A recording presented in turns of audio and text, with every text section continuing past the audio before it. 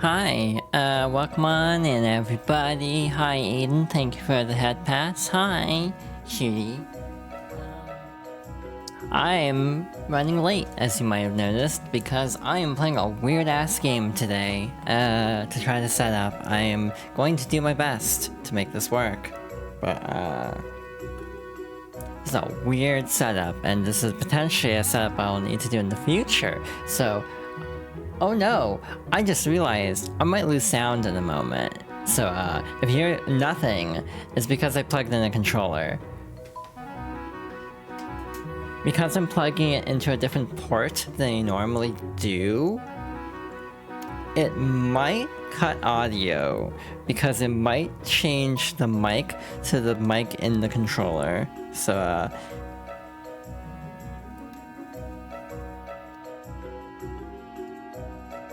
am I still alive? Hello, hello. Am I still audible? Output device, input device. Okay, thank God. It's working. So, wow, this is a weird setup. But we're gonna make this work, hopefully. Hi. Okay, I think I'm as ready as I can be. Oh my god, this is so scuffed. What the hell am I doing with my life?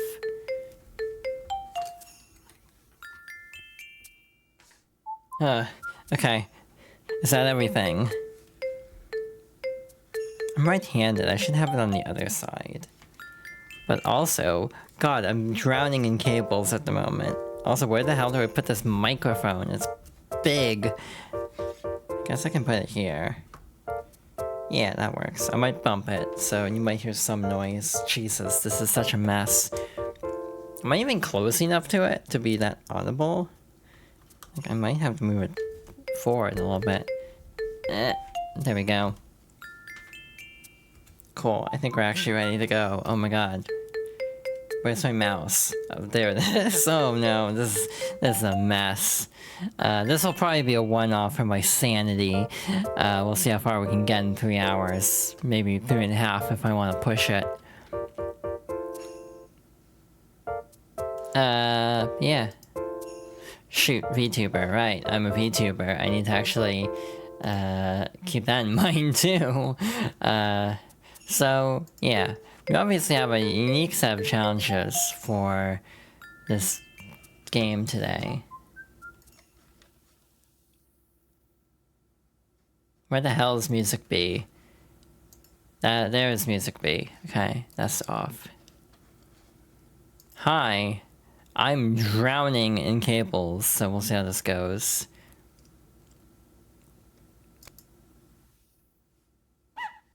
Next up, for Fox Girls favorites, I want to play a very important game from my childhood, which is Nintendogs. We'll have to see how this goes. So we're buying a dog. This was an early game for the DS, and was my third DS game period. Fun story. Welcome to the Nintendogs kennel. Touch the arrow to continue. There are always plenty of puppies packed with personality waiting here for you. Go on in and try to find the puppy that's right for you. Good luck. Would you like to buy a puppy, or would you like to look at the kennel puppies? We want to look first. This is the Labrador edition specifically. These are the kennels that display dogs. They aren't for sale, but you're free to play and interact with them. So the demo dogs are Daisy, Maxwell, and Lucky. So we can just kind of play with them. We can, like, zoom the camera in. You can also use the D-pad to rotate the camera. Yeah. Just to demonstrate.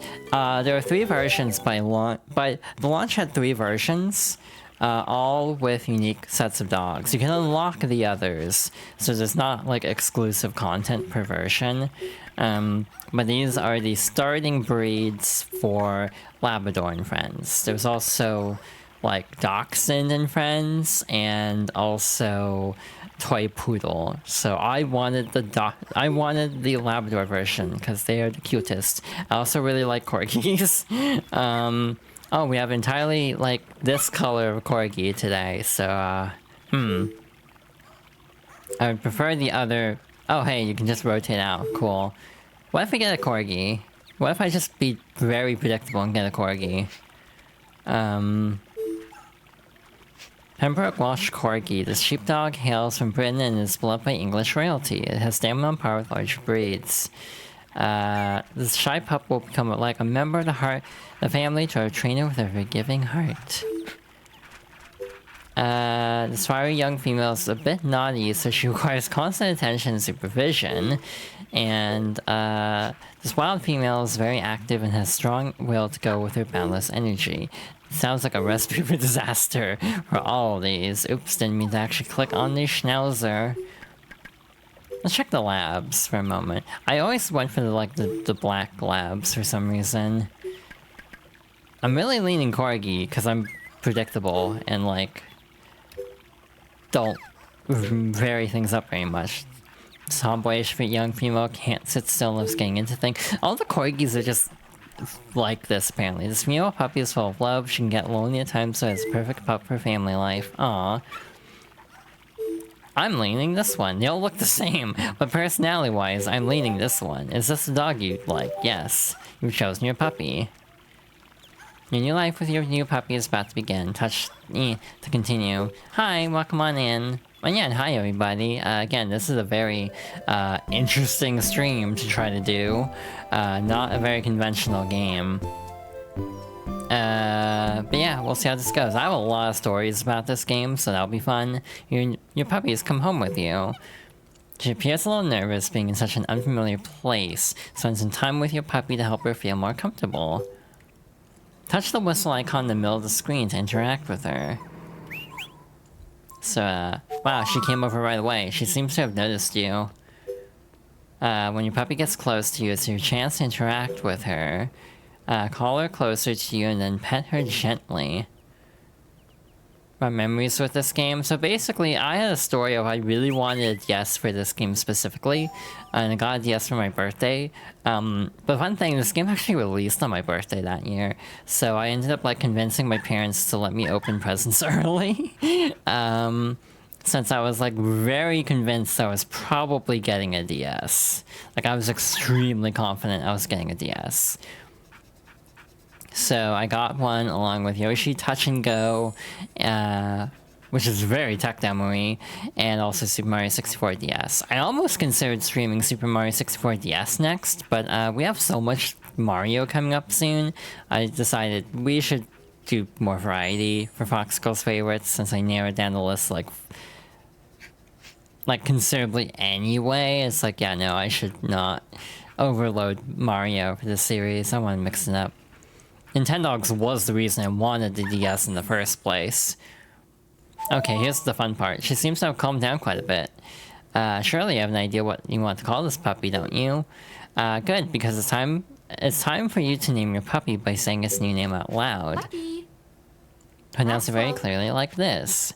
I thought of a name for a dog. I use this name for OCs a lot, fun thing. Sophie. Sophie. Wow, that sounds crusty coming through the DS. She heard you. Touch begin audio input and call your puppy's name. Sophie. Sophie. I don't know if this is a great name, because... Huh? Touch begin audio input and call your puppy's name. Oh, oops. Sophie. Sophie. She learned her name. You better make note of it before you or your puppy forgets. Cool. So, wow, that barely fits. Cool. Neat. Saving, do not turn the power off. Also, it's just said, like, is Sophie correct? Cool. This dog's name is now Sophie. Sophie seems to be quite happy that you've given her a name. From now on, she should respond when you call her Sophie. If she responds, gently pet her and praise her good behavior. Keep calling her name so she can get used to the sound of it. So, like, here we go. Sophie. Sophie. Sophie. Yeah, see, it works. Again, this game is, like, very impressive. To me, this was like the system seller, easily. But the funny thing is, because they pulled the Pokemon and had different versions, I really wanted the lab version because I like corgis. I also like labs. You can unlock all the dogs in every version, but I wanted to start with them. And Sophie responded to you, keep calling her name so she can get used to hearing it. Sophie. Sophie. She seems to be very interested in you now that you've called her name repeatedly. Maybe this would be a good time to teach her how to sit. Gently pet the top of Sophie's head, then quickly slide the stylus down her head to make her sit. After gently petting her head, quickly slide the stylus down. She sat. And the top right corner of the touchscreen is the training icon. When you touch this icon and say a command, your puppy will associate that command with the trick she just performed. Sit down. Enunciate your commands clearly so Sophie can understand you. Give it a try. Keep repeating this process until Sophie learns the command. Touch to continue. Sit. Sit. Try it once more. Use your stylus to gently pet Sophie, then quickly slide it down her head.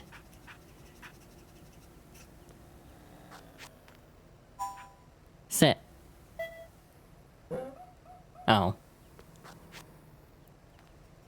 Yeah, it wasn't amazing, mind you. Sit. Sit. It's the kind of thing that was like, oh hi. It's like a special thing. Sit. Sit. Hey, we did it. Sophie learned a trick. Make a note of the command you taught her. Sit. Hi Son, welcome on in. Yeah, hi Mario, hi Lilpair, hi Aiden, hi Son. Hope everyone's doing well. Next you'll want to make sure Sophie can really perform the trick you just taught her. First call Sophie's name to get her to come to you. When Sophie is in front of you, say the command you just taught her. Don't even hesitate. Why don't you give it a try? Sophie. Sophie. Sit. Oh. Sit. Aww. She sat. Looks like Sophie definitely responds to your voice and your commands. Now that she's learned to sit, you can try teaching her other commands too. There are plenty of other things you and Sophie can enjoy together. You can find a series of dog books under the care section of your supplies. Read them whenever questions arise. You can now begin enjoying your life with Sophie. Good luck! And saving. Alrighty, so now we are in the game proper. We have supplies. A lot of supplies, oh my god. That's the whole thing. Let's go out what we're looking for. Shopping! Because I'm irresponsible. Secondhand shop. This is a secondhand shop where you can sell any supplies you no longer need. What would you like to sell? This is not where I wanted to be. I wanted to go, I guess, here. Pet supply. The shop carries a wide range of supplies. Puppy supplies. What would you like to buy? Obviously, we need to actually take care of this animal. And not just flake out on basic needs. You can buy better food later on. We'll start small for now. You also have shampoo, short hair and long hair. Oops. Slightly unwieldy with my current setup, I'm gonna be real. Oh, did not mean to go up to 30. Again, I don't know if this will be a one-off or not. I might do another stream of this, if I so desire, but we'll see. This brush removes dirt and pretties up your dog's coat, ideal for short-haired dogs. I wasn't reading any of this, by the way. Oopsie. You got a wire brush for long hair. Flying disc. We definitely want one of those. This toy is great for playing wide open areas. The basic model comes in 3 colors. Definitely want one of those. Oops. Do we want to get a collar? Ah, we can get a little ribbon, too. I don't even know where they wear the ribbon. Simple design suits boys or girls. It comes in 2 standard colors. Let's wait on that. Let's just get a base gas collar to start with. This ageless design of rich leather is perfect for pets. It comes in 6 colors, so they rotate out. This could be fun if you want a chill game to stream too. True. The only problem is that would require me to actually maintain this Nintendog past the stream, which is slightly daunting. Oh, we actually just had a collar to start with. Oops, I should have looked. My bad. Truth be told, it's been a hot minute since I've actually played Nintendogs. Pembroke, Welsh Corgi, clean, short hair, hungry, thirsty. Collar moment, what's that supposed to mean? I mean, I know what it's supposed to mean, but... Alright, so let's feed a doggo. But yeah, I really wanted... this version specifically. Turns out everybody did. So I remember going around the town I lived at the time with my mom, going to like every store we could think of that would probably carry video games, and eventually found a copy of this game at Target. Everyone wanted the Labrador version. So it turned into a huge ass day trip kind of thing, trying to hunt down a copy of Nintendogs Labrador and Friends. So yeah, eventually finally got it, and I was very happy. I very much appreciate this game. Obviously, I kind of grew out of it in a way, partly just because, you know, time to play, you know, daily games like this is limited. So yeah, I eventually... Oh, hi.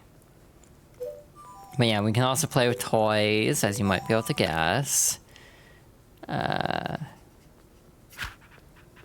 This is gonna be extraordinarily unwieldy, I think. Yeah, we can have a little flying disc and we can try to... Sophie! Sophie! Yeah, she'll bring it back for us. Hell yeah. They will fight you at first. They get better at it later on. Oh, this is gonna suck. If we try to do the competitions. We'll see how I'm feeling about that. But we do have contests. We also have info, which is like all sorts of different things, like accomplishments and everything. Again, my main goal for this playthrough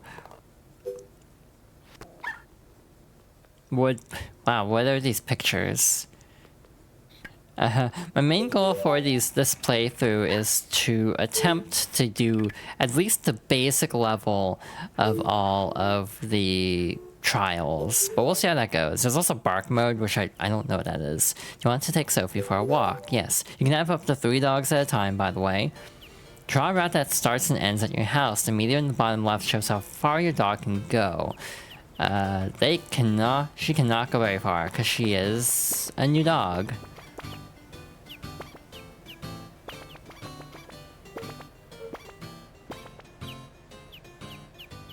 Wait a minute. That's a store. So I actually want to go down first.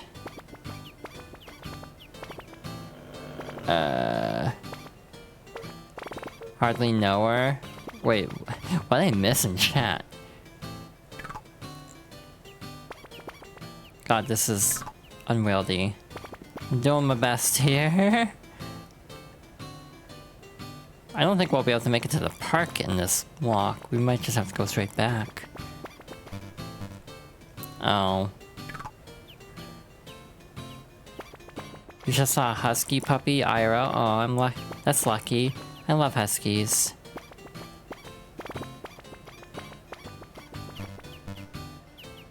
I'm having a hell of a time here. I think we're just gonna do a basic walk around the neighborhood and build up stamina.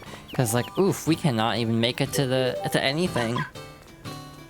So yeah, we can walk a dog. It's a little 2D section, but we can even hold the leash, like so.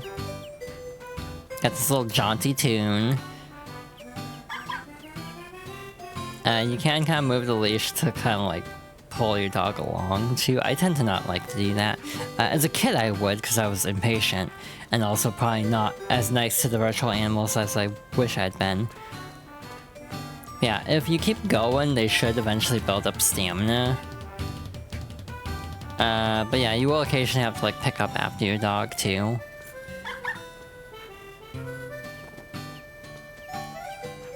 But yeah, this is just a nice little chill, like, sim kind of game. Again, I played this game quite a bit at the time. Eventually kind of fell out of it, because, again, trying to juggle this, Animal Crossing, and other games was just a lot. It's Puffy out for a walk. You and Jane have some time to chat. That looks like a really smart corgi, you know? It might be championship caliber. Hell yeah. We're in a bit of a standoff here, I feel. I'm trying to remember how to get them to actually, like,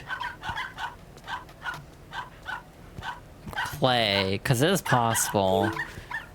It's time to say goodbye to Jane. Sophie still seems to be curious about Puffy. Oh, they were just about to hit it off, and I cut them short. Damn. But yeah, the little question marks are like, events, basically. But yeah, you can pull on the collar to get them to speed up, slow down, not try to mess with things they shouldn't be, you know, eating off the ground, kind of. But yeah, just kind of a nice little chill time. I mean, we did just have our dog drink a lot of water, so this makes sense.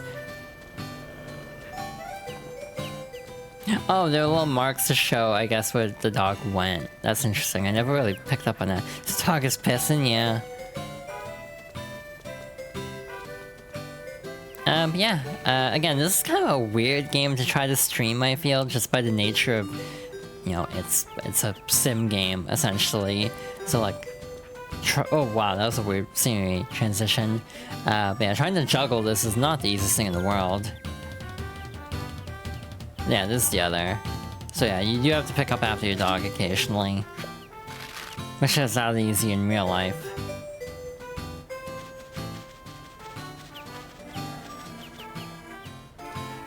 Alrighty. Now we're home. You've returned home. Going out can be a real workout for your dog. Go to the pet store and buy some water for Sophie. You returned from your walk together. It's pretty tiring. Buy water? Yeah, you have to buy water. I don't know why. Thirst is normal. I mean, I guess she's doing okay.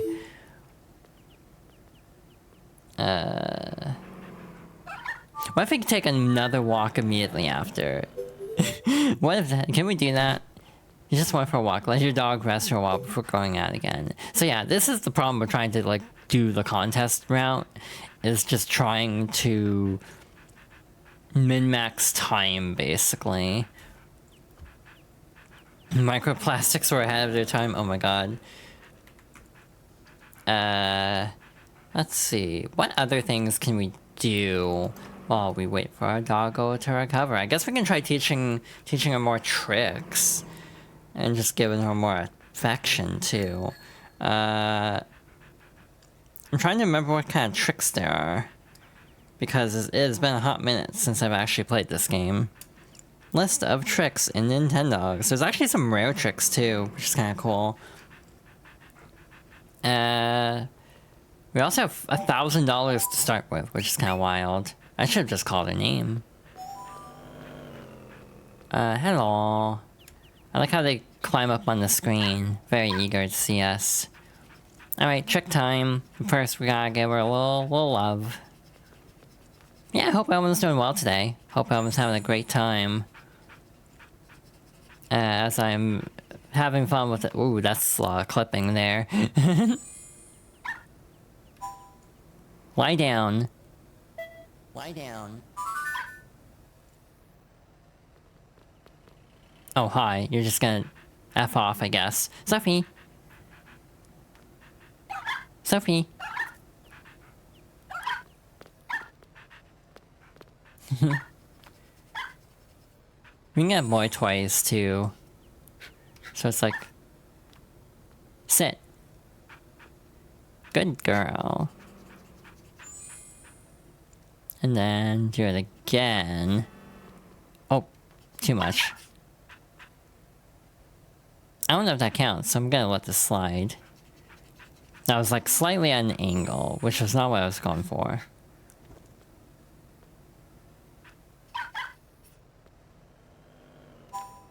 Lie down. Lie down. You're living your best life watching this. Oh, I'm glad. Glad you're having a good time. Sophie. Again, it's surprisingly responsive. I think Kid Me was just horribly impatient, because this actually works pretty okay. Lie down. Lie down. Hell yeah. Sophie learned a new trick, cool. Yeah.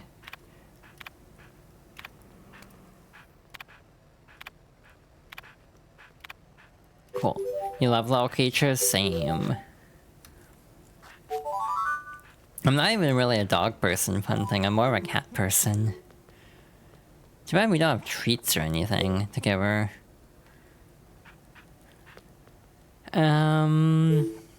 Yeah.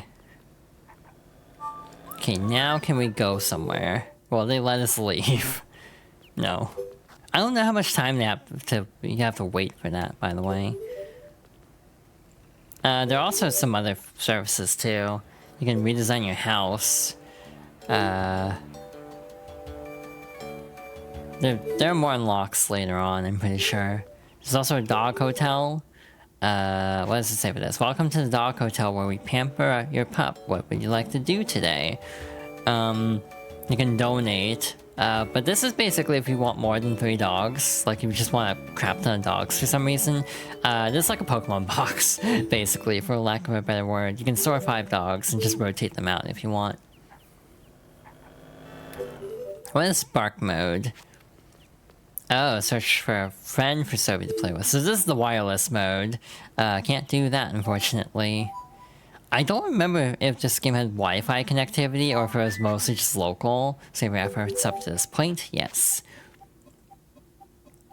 But yeah, I really enjoyed the DS. I still have mine. It's in bad shape, I'll fully admit. It's seen better days. But yeah, I really enjoyed my DS. No, don't power off. Yeah. Sophie. Sophie. Again, this is working shockingly well. I remember it being really bad, so I'm genuinely shocked. I'm like a little bit surprised. Shake. Shake.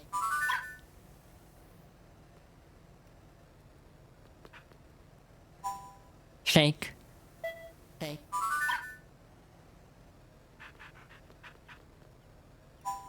Shake. Shake. See, it's like working really great. Like, damn. I'm actively kind of impressed. Not gonna lie. This old ass DS game actually having pretty good, you know, voice response. Shake. Okay, we're gonna test some things that now. You kind of have to hit the same cadence every time. That's the one downside. So you have to kind of remember how you said it too. Lie down. Good dog.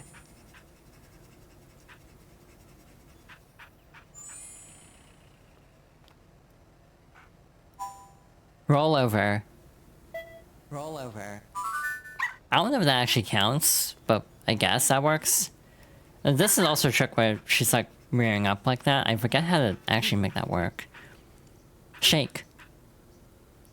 Shake. Aww. Cute. Lie down. Lie down. Good dog. Oh, okay. Cool. I wasn't telling you to do a trick, but that works. Okay. Like this. Oh, something is causing her to do the shake trick too much. Okay, maybe it's too responsive sometimes. Lie down.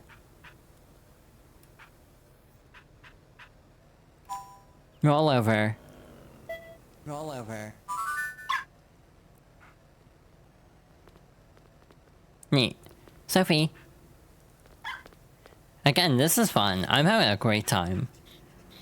Lie down. Good dog.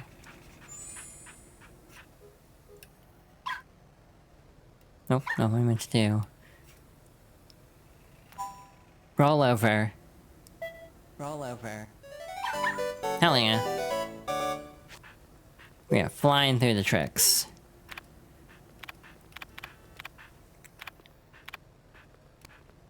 There's also a Japanese keyboard. Obviously, I'm not going to use that. For obvious reasons. You love the babby? Aw, me too. I like dogs. I'm like in a weird boat though, where I don't. Oh wait, that's not roll over. That's play dead. Oops. Well, good news. They let you delete tricks, so we might have to relearn this one. My bad. I was just double checking the list and it's like, oh, that is not the one I meant to teach. Oopsie.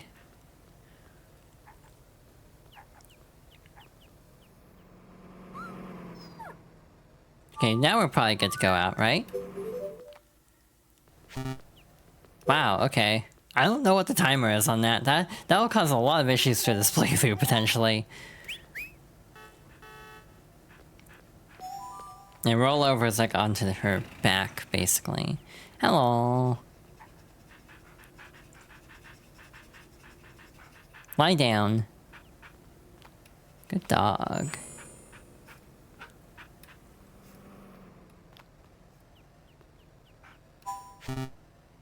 Oh, Sophie seems tired of learning. Try teaching her again tomorrow.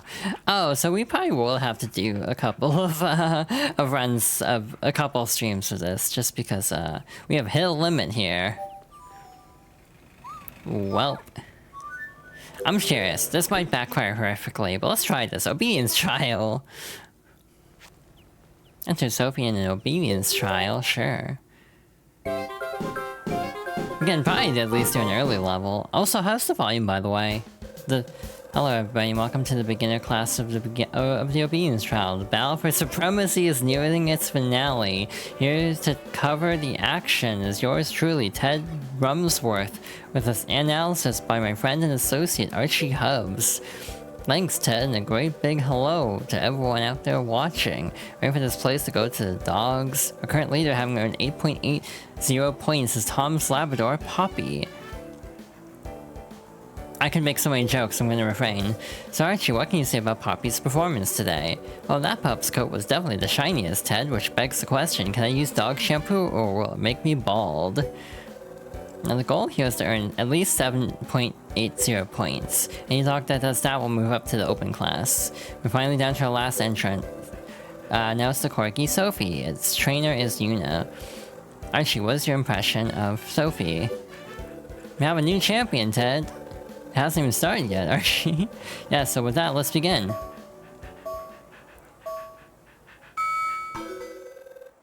Lie down.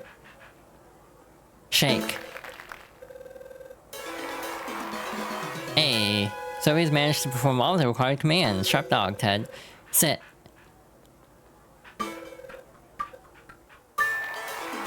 Hey. Got goosebumps, wow. Lie down. Shake. Shake. Shake. Lie down. Hey. What a bold performance. Just awesome. I'm shaking, Ted. Sit. Sit. Sit. Sit. Sit.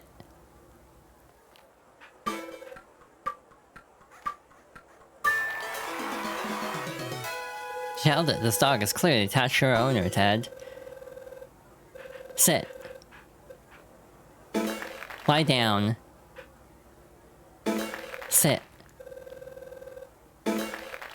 Sit. Lie down. Shake. Hey, it appears that Sophie has outperformed all of her tricks. So just how will Sophie measure up in the eyes of our 3 judges? Boy, I had to sit in front of those judges. Oh my god. Huh?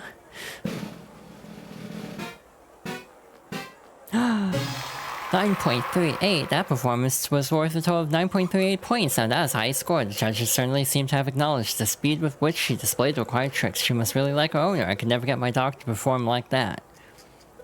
Hell yeah. Now that we're all set for the award ceremony, it's time to announce our winners. There we go. In third place with a total of 8.30 points, we have Carmen's Pincher, Chelsea. Taking second place with a score of 8.80 points is Tom's Labrador, Poppy. And in first place, winning today's event with a score of 9.38 points. Ladies and gentlemen, Yuna's corgi, Sophie. Congratulations! For this victory, Sophie receives a gold trophy and $100 in prize money. It's her trophy, it's not ours. Wow, no, that was quite a show, Ted. Talk about exhilarating. I'm breathless. Sophie, next up for you is the open class. That wraps things up for today, folks. This is your announcer, Ted Rumsworth, and your commentator, Archie Hub, signing off. Always a pleasure working with you, Ted. Keep whacking, folks. What's that even mean? You returned from the contest. So yeah, we won our first contest. First try. Clean, normal, normal. Guess we can feed her again. Or, could we go on a walk again? Will they finally let us leave? No.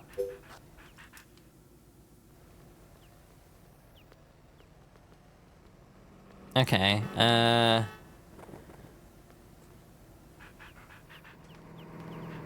gonna look up how much time you have to wait before you can walk again.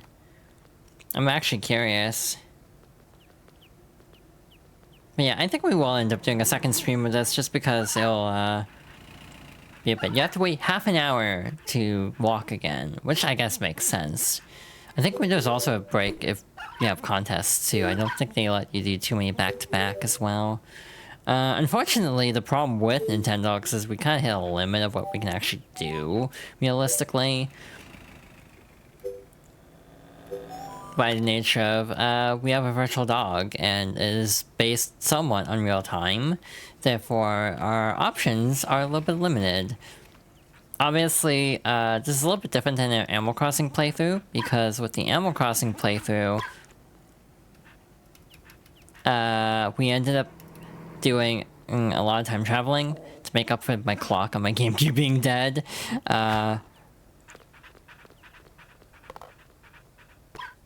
Sophie. Now, one thing I'm actually forgetting to do here is we should actually, like, pet her for bringing back the frisbee. Yeah. Trying to get the finesse of throwing distance is going to wreck me. Sophie. Sophie. Again, it works pretty well.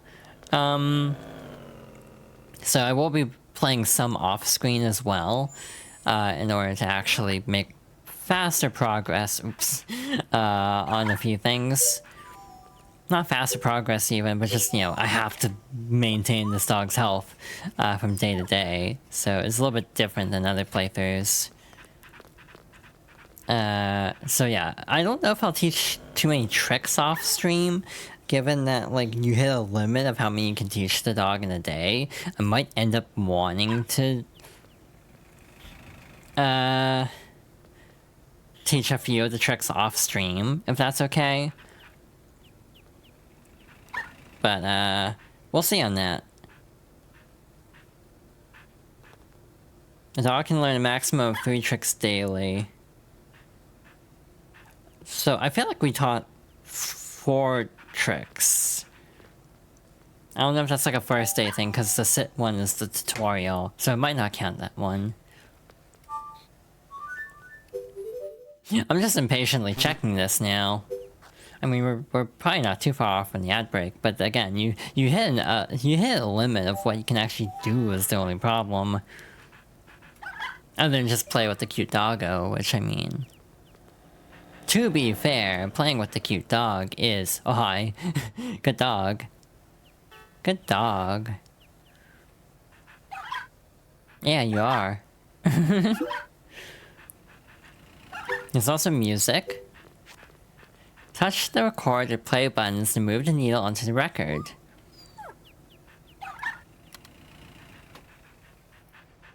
Hello. How are you doing? So then... Hello. How are you doing? That sounds extremely crusty. As you'd expect for a DS game. Delete everything on your white record, yes. So you can also find music records that can cause the dogs to do different things like jump or do specific emotions that are actually really good for teaching them tricks. You can change the clock, I'm pretty sure. But we only have one at the moment. We have etc., which is like treasure type items. Yeah, we have the 2 collars. Yeah, this is definitely kind of a pickup in... Oh, a bubble blower, that's cool. I assume it works like an actual bubble blower, so I have to like...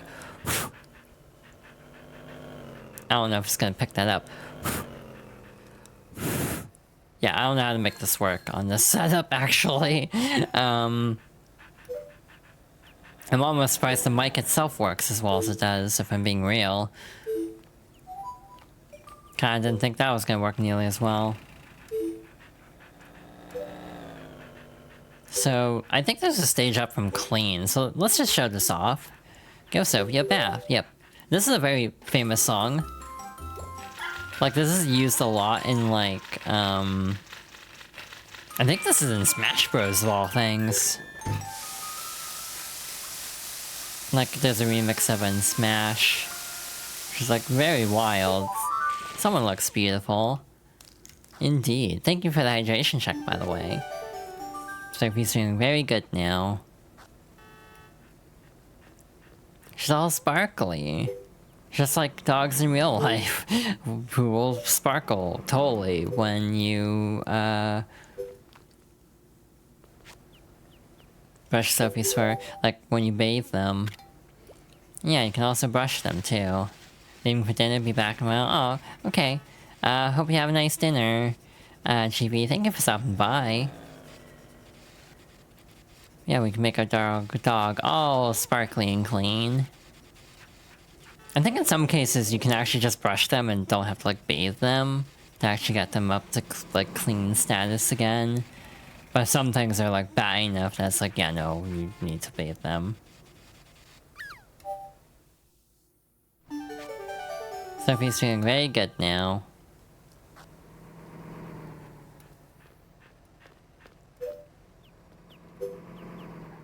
But yeah, you actually have to get bottled water. Distilled water is easy on a puppy's digestive tract, also food. This is a well-balanced meal with all the necessary nutrition. Nutrients, that's hard to say for some reason. But yeah, I will probably end up trying to do a lot of stuff off-stream. And we might come back next time and just kind of mess around for a little bit more. This also might be a short stream. I might keep this to like only 2 hours instead of 3 hours. Just because like... Again, you kind of run into an upper limit of how much you can actually do in this game. To be real.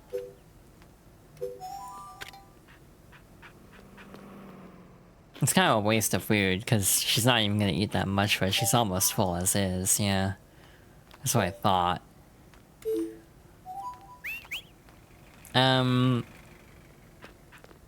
Yeah, this is a heavy, like, showcase kind of game. Sit. Good dog. Lie down. Good girl. Shake. Good dog. Again, this is like very simple gameplay, but also very fun.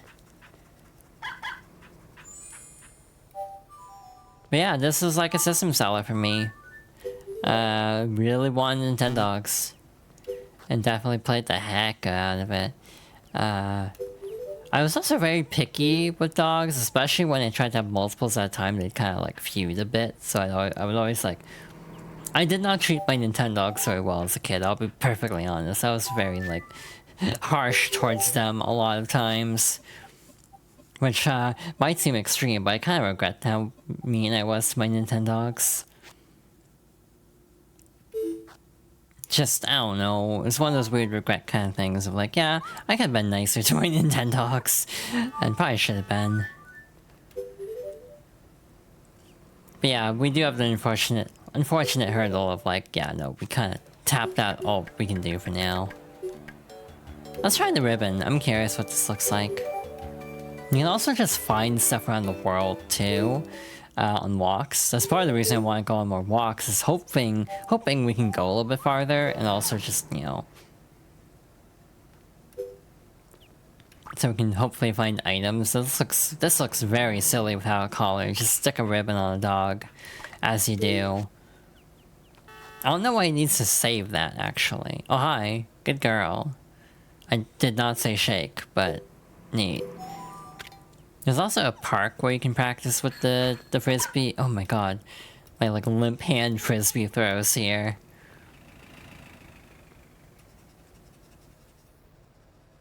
Eventually you don't need to like pet the dog as much for bringing it back. Oh hi. Yeah, there's a frisbee competition, so you do have to get better at frisbee. Unfortunately. This might be the big hurdle of the playthrough, is trying to get better at this. We shall see.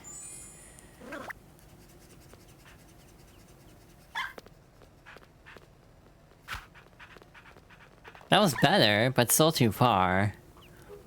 Plus just needing to build up this puppy's stamina. Sophie! Sophie? Yeah. There it goes. Also, as a kid, I was really bad at reading analog clocks. Or, yeah, analog. So that threw me off. Oh, hi, you just stole it. Okay.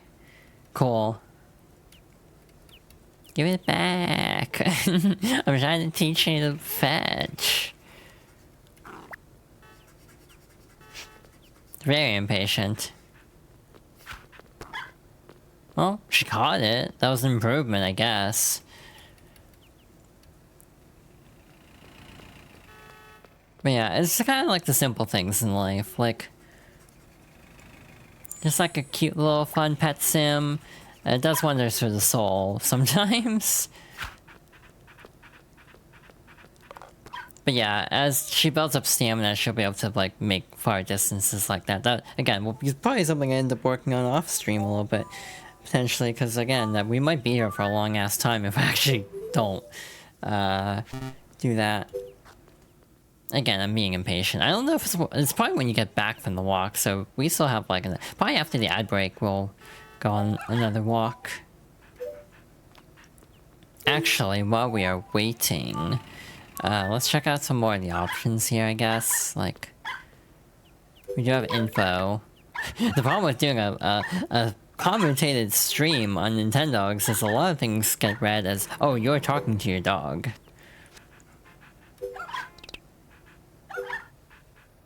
I don't know what to write in here. Let's just do this. That's not what I meant to hit. There we go. Perfect. No, I don't... I'm afraid to hit system settings. It might kick us out of the game. But you can check your best scores. There's a lot here. Open... We're not even in open for agility. Yeah, we got into open class, but we still have a long way to go if we want to be the champion. But to be honest, I don't know if I want to work that hard. I might just do a couple of them, like, next stream, and then just kind of, like, mess around. Next stream might be trying to get through more of the trophy challenges, but again, I'm not committing to getting through all of them, just because I think we'll be here for a lot longer. Kind of like Animal Crossing, I'm hoping, you know, big emphasis on hoping to have this just as kind of like a little short stream series, kind of. You know, because again, both of these were two of my very favorite games. Oh, that's the other interesting story about this. Animal Crossing also ties in because the instruction manual for this game had an ad for Nintendogs in the back. Not Nintendogs, what am I saying? Nintendogs wouldn't have an ad for Nintendogs. What I mean is they actually had an ad for Wild World on the back of the instruction manual. So I think that's how I found out that a new Animal Crossing was coming out too, which also immediately became one of my most anticipated games at the time. So yeah, interestingly, the screenshots in the back of the manual, I think it just says like Animal Crossing DS. I don't even know if it says Wild World, if I'm not mistaken. I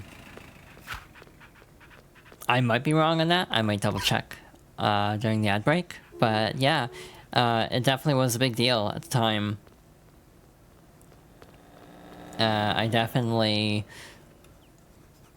was very excited about the prospect of more Animal Crossing. And again, Wild World as a game is weird. I still played it a heck of a lot. Partly because, you know, handheld and everything. However, it is a case of like, it is a lot more limited by the scope of it being a handheld game. Yeah, if you don't pet her first, she doesn't want to let go very easily. Yeah, no, we have a long way to go before the Frisbee skills are going to be up to snuff, is what I'm currently learning. There are better places to do this, by the way. There's also a park nearby. And, you know, I think you're generally recommended to go to the park for that. For, like, Frisbee training, because you have more wide open space for it. I mean, you can practice here, obviously, but it's not nearly as efficient.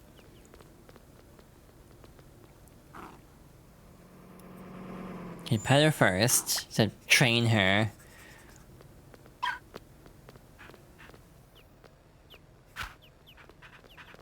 Yeah, no, this is gonna take a while. This might be the longest part to try to get her good at this, to be honest. The agility trial I don't think is going to be that bad.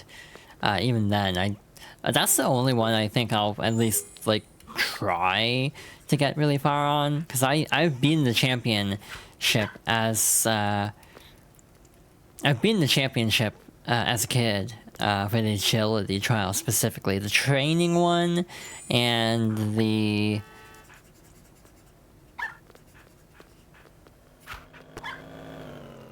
The training one and the Frisbee one, I definitely have not. I never got the champion with those two. God, again, I don't even know if this actually counts for training. That's the other problem. I might just be wasting my time here for all I know. But, hey, I'm also just enjoying, like, playing with a cute little corgi here. So, like, I can't be overly upset, frankly. Oh, you're just gonna drop it. I see how it is. Yeah, then there was a Nintendogs on 3DS too, Nintendogs plus cats. It didn't hit the same though. Shake. Good girl. I don't think that does anything. Like, you know, audible feedback. I don't know if that really helps.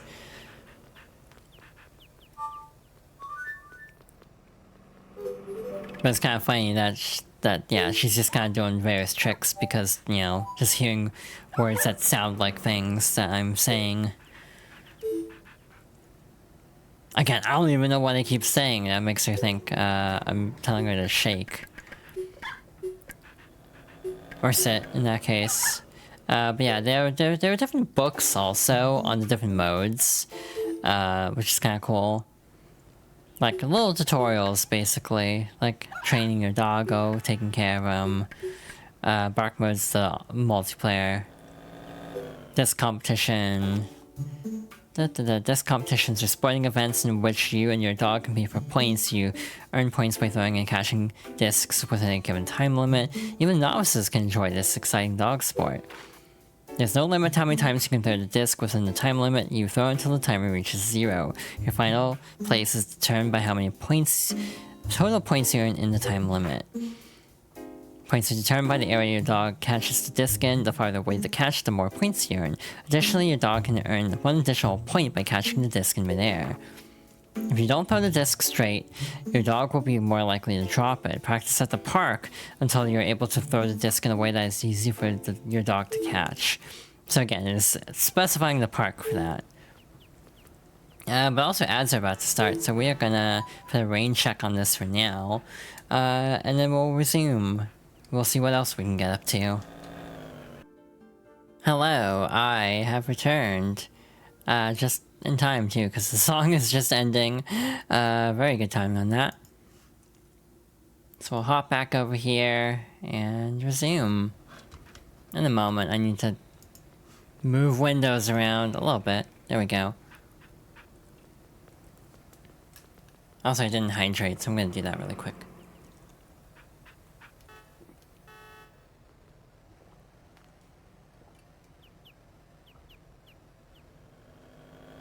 Also get the stream up on my end so I can actually see what I'm doing.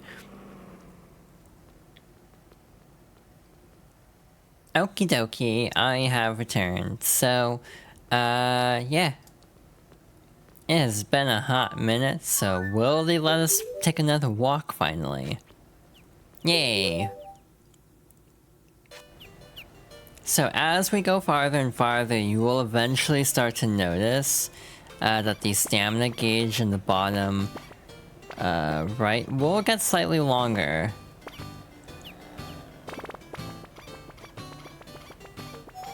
Oh, thank goodness. This actually worked. I was nervous because we were like kind of pushing the length of that. So yeah, you can walk every half hour. This is a very jaunty little tune. I like this. I'm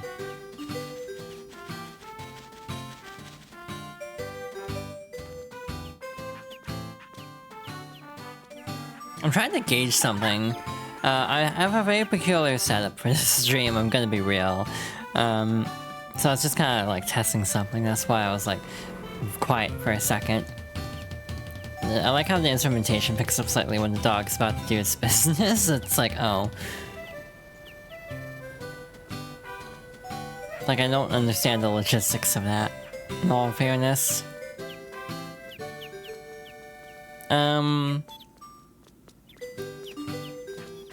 Yeah, just a leisurely little stroll. You can obviously, you know, run. Oh, hi.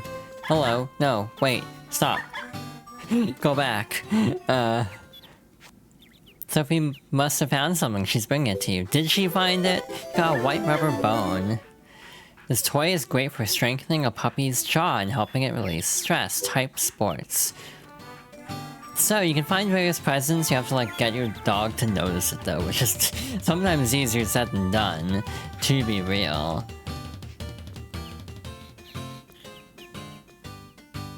That's one of the other benefits of taking walks, is actually finding goodies. So yeah. Very productive. I doubt we'll find anything on the way back, since we're basically taking the same route. I don't know how this game's, like, generation works for actual, like, placing of presents. On really long walks, I find it's pretty easy to find, like, 2 or 3 presents fairly consistently. Anyway, new location. You've reached the gymnasium. You can train here for agility trials for a while. So, agility trials.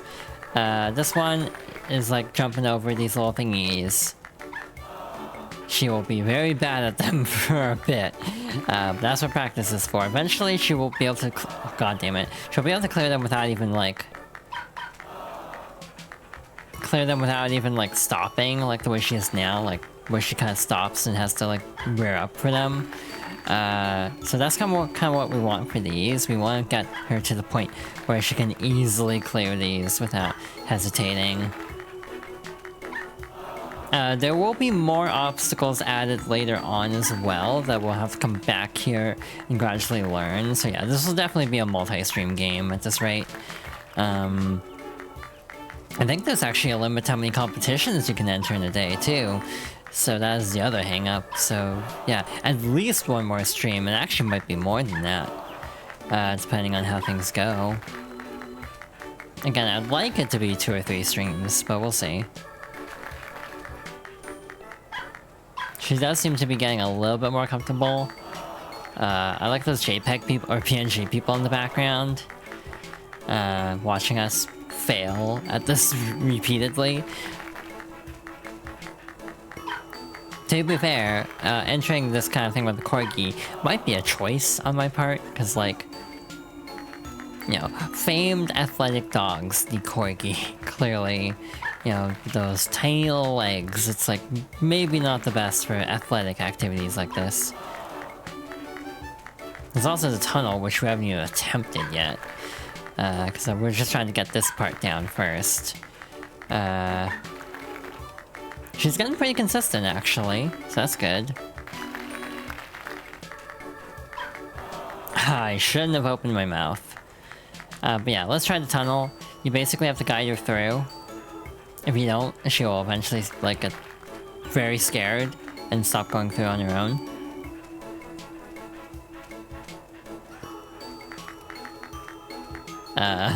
She's having a time, I see. Cool. Yeah, no, that has gone pretty consistent, so I'm not as worried about that. The tunnel's one I'm more concerned about, because she keeps wanting to go back out. Because she's like, I don't like this. I think tapping actually works better than holding for these. Again, eventually she'll get to a comfort level where she'll kind of just barrel through the little tunnel. But basically, all the little, like, championships gradually introduce new mechanics as you go along. We're getting excellence pretty consistently now. Okay, so she still needs help. I think it will eventually get to the point where you don't have to, like, actively guide her nearly as much. She's also going pretty slow through it, too, in all fairness. Wow, she's having a time. Yeah, I find tapping works a little bit better, as it turns out. Again, it's been a minute since I've played this game. A hot minute since I've played this game, so I had to kind of relearn a few things myself. Teach this old fox a few new tricks, I guess you could say.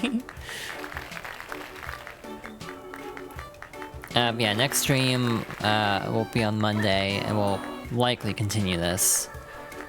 Is the Excellent based on anything? The Excellent is based on a row, I think. If I'm not reading the situation correctly. So we're back down to good because she botched a couple jumps there. Like, okay. I should not open my mouth, apparently. I was just about to say, she's gotten pretty consistent at the jump at least.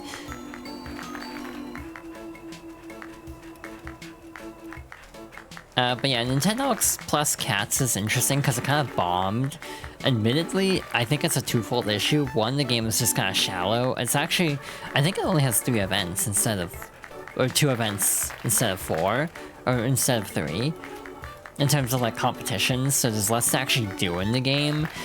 Plus, let's be real, cats are just not great video game material. Because like, you can't do as much with the cats compared to the dogs. Just by the nature of like, they're cats. You're not gonna train them like you can with a dog.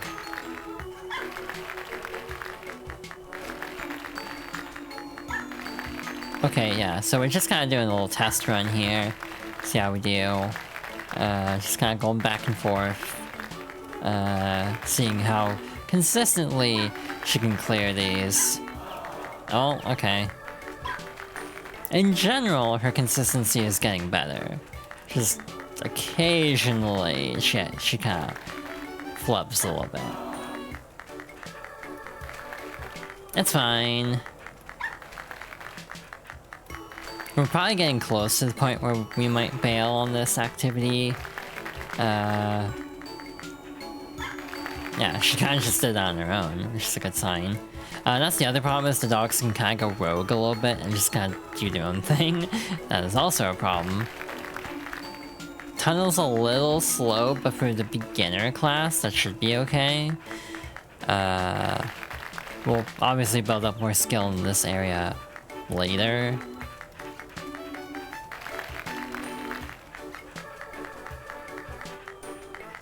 You know, in terms of other DS games I really like, one I really appreciate is Trace Memory, which actually got a remake not that long ago. Another code was the international name, like the original Japanese name, and also in the PAL regions. So another code is very fun. The one problem I have with the remake is it actually dramatically changes the story. In good ways and bad. There's like some changes in the first game.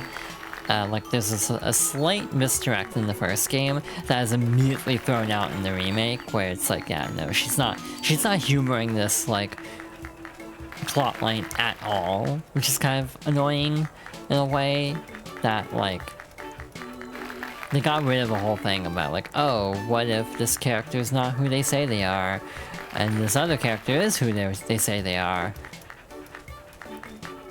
But basically, it creates a slight distrust plotline that just is not in the remake at all. Okay, see, she's going through the tunnel a little bit faster now.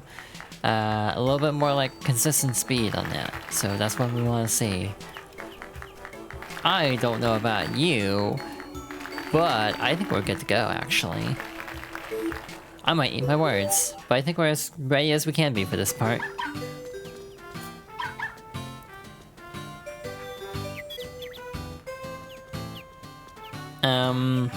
Obviously there's some other games that I really like, obviously just, you know, very standard type Mario kind of games I really enjoy. Sonic Rush I really like a lot. Its level design is kind of ass, I'm not gonna pretend. But it's a game that I really have a lot of respect for in terms of like, overall vibe more so than anything. Like Sonic Rush just has a really good, like, unique identity to it.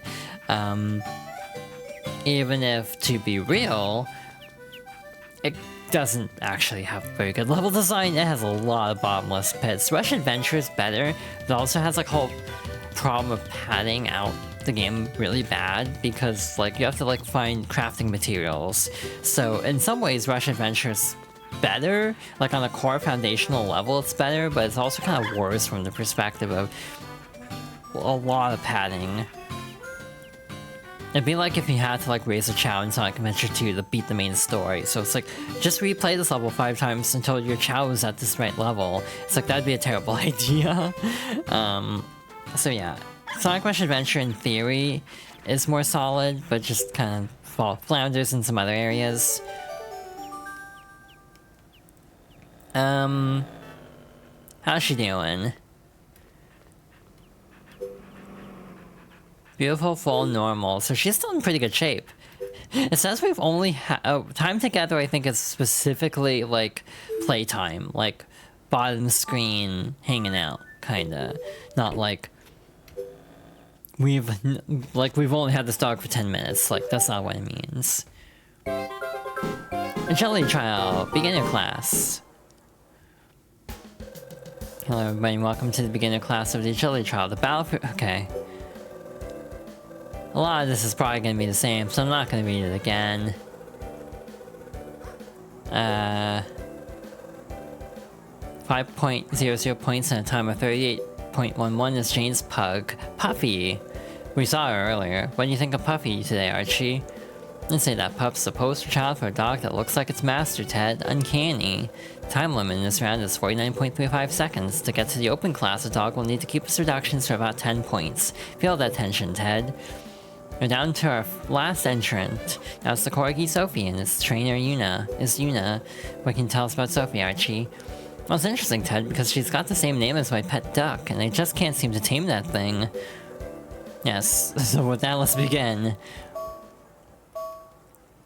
Alright, let's see how we do. Good start. I like how jaunty this music is. I think I said that last time. Although, I think the music is different per trial, or like per cup, basically.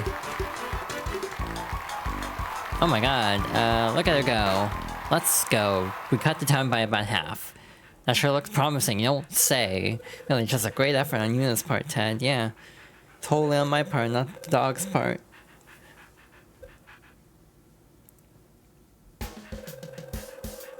Alrighty, with false 5.00 points and a time of 44.76 is Maria's Schnauzer PT.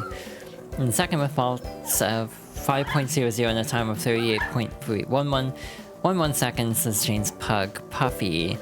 Finally, today's winner with faults of 0.00 points and a time of 19.65 seconds. Ladies and gentlemen, Yuna's Corgi, Sophie. Congratulations! For this victory, Sophie receives a gold trophy and $100 in prize money. Now, that was quite a show, Ted. Talk about exhilarating. I'm breathless. Sophie, next up for you is the open class. That wraps things up for today, folks. This is your announcer, Ted Rumsworth, and commentator Archie Hub signing off. Alright, it's a pleasure working with you, Ted. Keep wagging, folks. Hey, we are doing good, but that's just a qualifier. We didn't actually get, like, into actual rankings yet for either cup. Aw,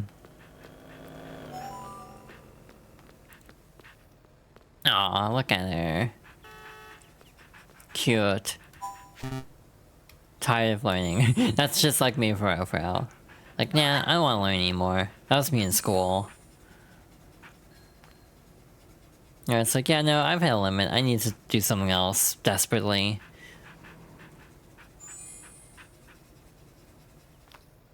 The only problem is, like, what do we do now? Because, like, we have a decent amount of time before we can go on another walk.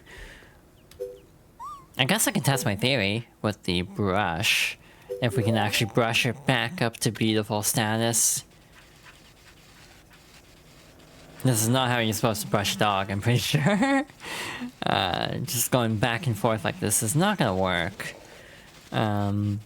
Realistically.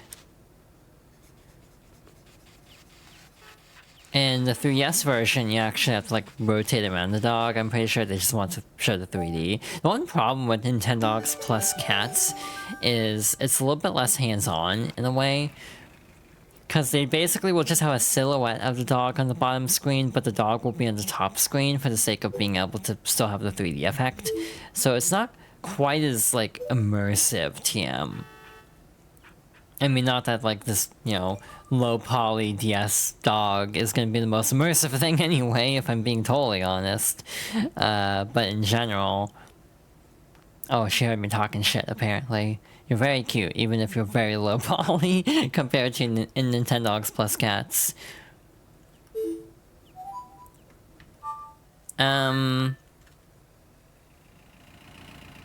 Part of me is feeling really gutsy, and by gutsy I mean really silly.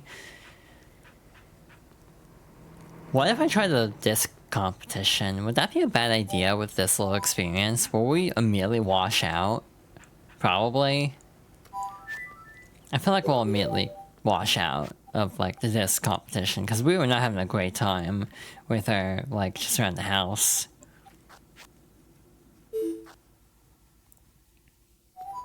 So yeah, this might be a two-stream game. Obviously, if you... Actually, I think Nintendogs has some provisions against time travel, where, like, certain events will actually be locked out if you time travel. Also, if you have to, like, change the clock for daylight savings time, you'll be locked out of an event, out of events like walking and competitions for a little bit. So that's fun. But yeah, I don't know how future me is gonna edit this down, because a lot of it's just gonna be me playing with my little virtual doggo. I mean, if we want to be really, like, gutsy, we could try getting another dog. The only downside of that is obviously you have more expense, because you have to, like, feed them.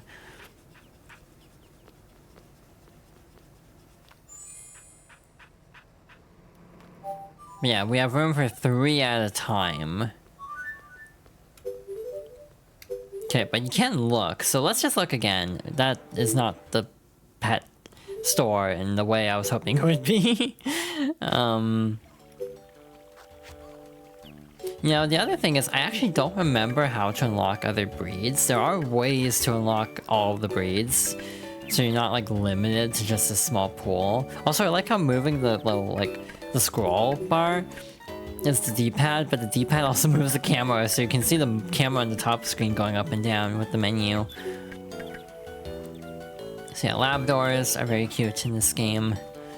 Every dog has 3 variations, so you have black labs, chocolate labs, and the standard tan labs.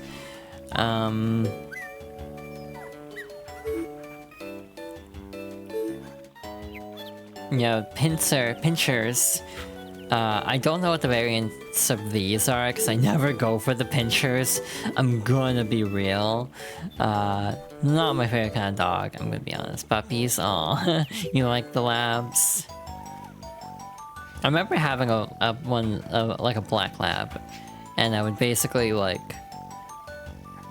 I was really bad, because you can actually get rid of dogs, too. So, like, my dogs kept having issues, and I didn't train them, because I was like a 10-year-old playing a pet sim game. So I kept getting rid of dogs a lot when they wouldn't get along. It's like, damn, Passme was kind of an asshole at times. Toy Poodle must be 3DS. Because Toy Poodles are clearly right here. So I misspoke earlier. What are the 3 versions of this game? There's actually 5 versions in total, fun thing. If I'm not mistaken. So, the long story short of it is... Wow, I can't find a simple listing of what the versions are.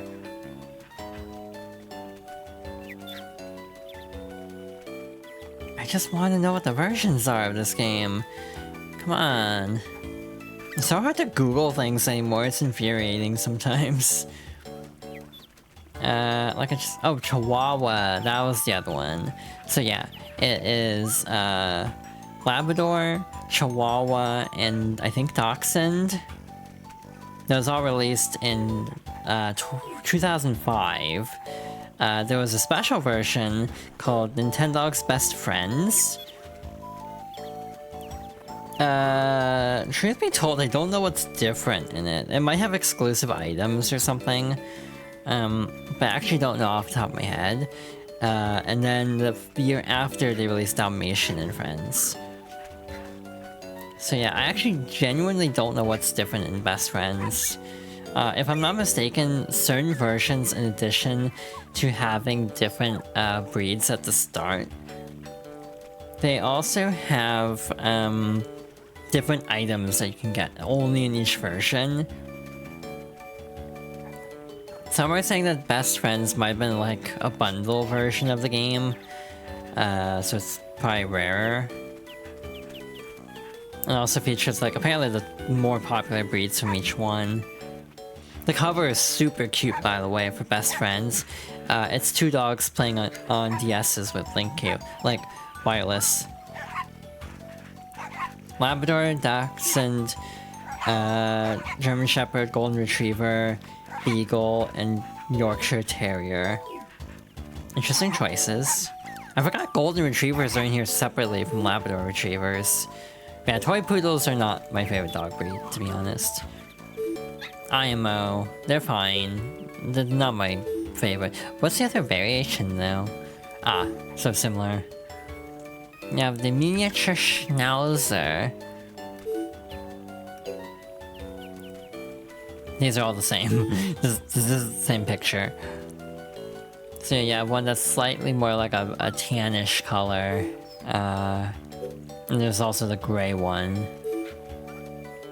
Corgis, you have one with that little white stripe on the face. You have one without the white stripe on the face, and you have the dark colored ones.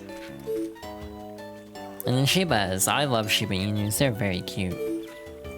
So you have like tan one, like really light ones, like dark ones, and like kind of in the middle, like this one. Your back, how the dog goes, going okay. We won a couple of the beginner, like, entry-level trials, but the only problem is now we kind of ran out of things to do for another, like, half hour. So I'm trying to figure out how to actually organize this playthrough. Clearly, I did not think this through. By the way, we did pick up this on our walk. We found a bone on the ground. So we can just kind of play around with her. With the bone. But yeah, again, this is definitely a game that's not necessarily meant for streaming because of just the in-game time nature of it. And again, I'm pretty sure certain things will be blocked out. Like, you'll be locked out of some things if you actually time travel. So, like, you actually do need to, like, pace yourself with a game like this. So again, inherently, it's not the best suited for this formatting, unfortunately. But again, I might do some of the tricks, at least, off-stream. The one thing that will be difficult, actually, I might do another athletic trial. The one problem is you can only do a couple of tournaments per day. So that's awkward, and you can actually only walk every half hour. So, like, if I wanted to be an overachiever, I didn't mean to actually select that. Thank goodness they actually check before you have to confirm. What I wanted to do was go over here to accomplishments. Like, if I actually wanted to do all these, they would have to be over the course of multiple days. But since I can't time travel like in Animal Crossing, it's like, how do I actually show that? Unless I just stream this game a lot. Like, next week, just stream Nintendogs every day. And just make this a much longer series than I was planning to. But that's the other problem. You have that, but then you have all the other competitions too. Where it's like, you can only enter like 3 tournaments a day. So you're kind of like gonna hit a wall of like, how much you can do in a day. This also ties into me just kind of being a little bit of a perfectionist with organization. So, for example, I don't want to start the next Fox Girls Favorites before I finish Nintendogs. So what I might do is, instead of just doing like 3 Nintendogs streams next week, do one on Monday and maybe Friday. Unless I'm feeling very inspired. Try to basically go through and do some like small game clearing type projects, do some like side games.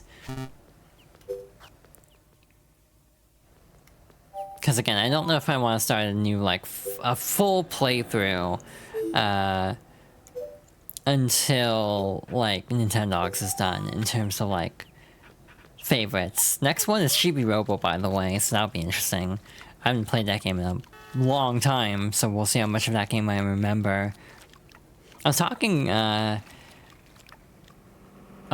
the game with Sai the other day, and we were kind of talking about it. It's like kind of old school adventure-y, kind of in a way. That's kind of like both really cool and also frustrating because it runs into the point and click kind of problems of, oh god, where the hell do I go here next? And so yeah, Chibi Robo will be interesting in terms of like how that playthrough will go. Wow, imagine paying $50 for like 80 bottles of water. Well, good thing the human never actually has to eat food in this game. All the money goes to our dog. The shampoo is the most expensive thing, and that's actually just a little over $1. Yes, I'm being very wasteful with our money right now. It's fine. But yeah, I'm pretty sure there actually are mods, by the way, that allow you to have all of the version exclusive items all in the same version. So that's something to consider if one desires a more complete Nintendogs experience. Because again, typically you're not supposed to get all the items in every version. I mean, that's part of the reason why Bark Mode exists, if I'm not mistaken. What the hell was that? Care. This book contains important information about wireless communication. Choose Go Out and then choose Bark Mode to activate the Bark Mode passing wireless communication. If you happen to pass by someone else who has activated Bark Mode, your dog and their dog will meet in your DS. If you always put Nintendogs into Bark Mode and carry them around with you, you may encounter someone where and when you least expect it. When you meet another trainer via Bark Mode, your trainer info will automatically be sent to the other trainer. Your trainer info can be found under Info and on the Go Out menu. Initially, your personal information entered on your DS system menu will appear. To make changes to this info, touch Edit and change the areas you want. Even if you change your trainer info, your system menu will not change. It actually imports it from the system menu, but you can't edit it further. You can send a brief voice message to other trainers through Bark Mode. You can record this message by choosing the white record found under your music supplies. You can record, layer, and delete voice messages on the white record. Record icon, play icon, delete icon, record record needle. I didn't know you could layer them, that's kinda cool. Touch the record icon, then lift the record needle, place it on the record will record. God, this English is such a frustrating language. The record will record until the needle stops. To stop recording, just remove the needle from the record. To listen to your message, touch the play icon and place the needle on the record. To delete the message, remove the needle from the record and touch the delete icon. After you meet wirelessly with another trainer via Bark Mode, they will be added to your friend list under Info. You can check their profile and perhaps even read a comment from that person. Was this foreshadowing Phantom Hourglass 2 years early? Probably not. But wait, no, I'm wrong. Salvatore is Wind Waker. I was thinking Linebeck for some reason. Don't know how that happened. I mean, we kind of figured out the rest of this on our own. Agility is actually worthwhile for a couple reasons. Agility trials are events in which dogs must make their way through an obstacle course. This dog sport originated in England and has quickly spread around the world. The order in which the obstacles must be cleared will be displayed on the overhead map. Guide your dog to ensure that it clears all the obstacles in the proper order. Each time your dog fails to clear an obstacle or clears it out of order, 5 points are deducted from your overall score. Also, 1 point will be deducted for each second your dog exceeds the standard time. Your point deductions for both obstacles and time will be added together to form your final score. In the case of a tie, the dog that cleared the course faster will be declared the winner. Okay, hurdles and the long jump. Quickly touch the hurdle twice to guide your dog over it. Alternatively, you can touch and drag the stylus over the hurdle to coax the dog over it. I just mash, tapping. Tunnels. Touch the tunnel entrance to guide your dog into the tunnel. After your dog enters the tunnel, tap in the direction of the exit to guide it out of the tunnel. Seesaws. Touch the lower edge of the seesaw to guide your dog onto it. Once your dog is on the seesaw, tap in the direction of the far side to guide it off the seesaw. If your dog falls off the seesaw before the seesaw touches the ground, it will result in a point deduction. Touch behind your dog to keep it from falling off the seesaw. Slalom. Touch the first slalom pole to coax your dog to begin walking through the slalom. Once the dog begins walking through each slalom, slide between each pole to guide your in a zigzag to guide your dog through. This is gonna suck with my current setup. I'm not looking forward to that. I mean, I don't think there'll be anything of particular note here. Oh, wait, actually, no, that is helpful, huh? Backing up. Obedience trials are events in which trainers show off how well trained their dogs are. In obedience trials, dogs must perform specific commands within the given time limit. The required commands are followed by a period of free performance. Rankings are determined based on how to judge the score. Each dog's performance with a perfect score being 10 points. The judges' scores are based not only on the dog's performance, but also on the dog's grooming. It is wise to thoroughly groom your dog before entering it into an obedience trial. Commands in each class. Beginner class, sit, shake down, lie down, free performance. Open class, sit, shake, lie down, roll over, spin. We don't have spin yet. Free performance. Expert class and above, sit, shake, lie down, spin, roll over, jump, beg, free performance. Wait a minute. So yeah, as you can see here, play dead and roll over are two separate tricks.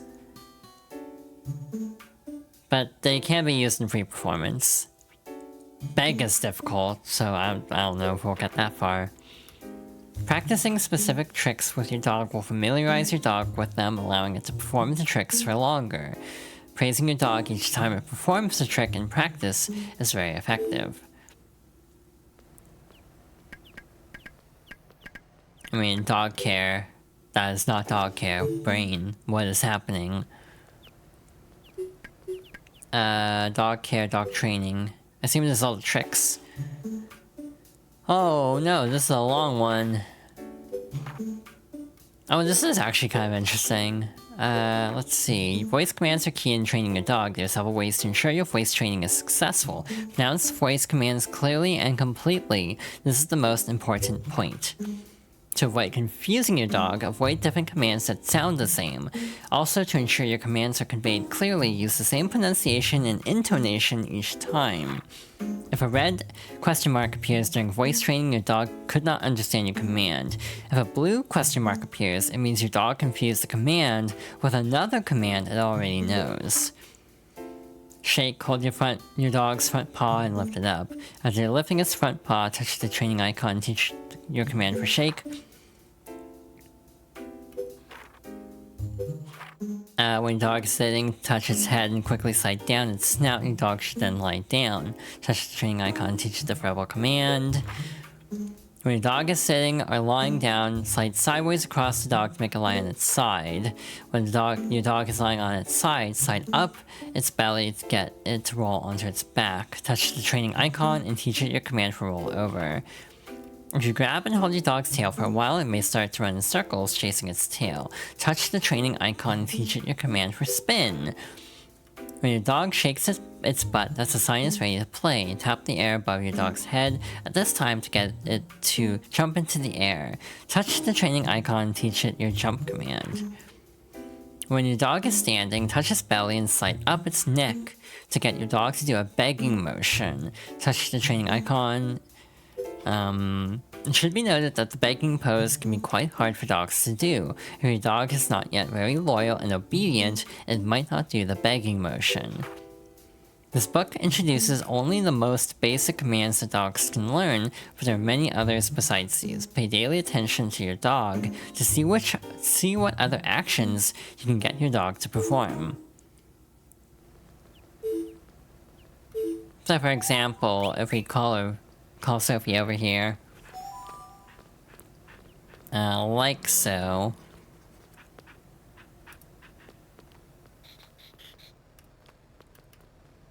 I'm trying to get her to jump, because I'm curious. Okay. This is not working, but you might notice that the icon is appearing for other things too. Those are like hidden tricks, they're not explicitly ever stated anywhere. I do kind of wish I enjoyed Nintendogs plus Cats more. Fun thing, I was kind of saying this earlier and got sidetracked, I think. But when I said earlier, like, oh, this game is like was not very successful by comparison, which was partly the game's fault and partly, you know, outside circumstances. The 3DS bombed at launch. It's like $250, and for what it's, which was the same price as the Wii at launch. And it had like no software. It launched with like Nintendogs plus Cats and like Steel Divers, like Pilot Wings 3DS, Pilot Wings Resort. I think Star Fox 64 3D. Those might have been later. Not all of these might have been at launch. The system really didn't take off until September at minimum of that year, because one, Ocarina of Time 3D was out. Two, they cut the price to 170, which was much more reasonable. Another cool thing they did was they actually gave away a bunch of games to people who were early adopters. Fun story. Retailers cut the price early. So like I got a 3DS for 170 because they cut the price early, and I still was in the window to qualify for the ambassador games, which is how I got like those 20 games. Like Sacred Stones was on there. Oddly enough, not Fire Emblem, the first Fire Emblem for DS.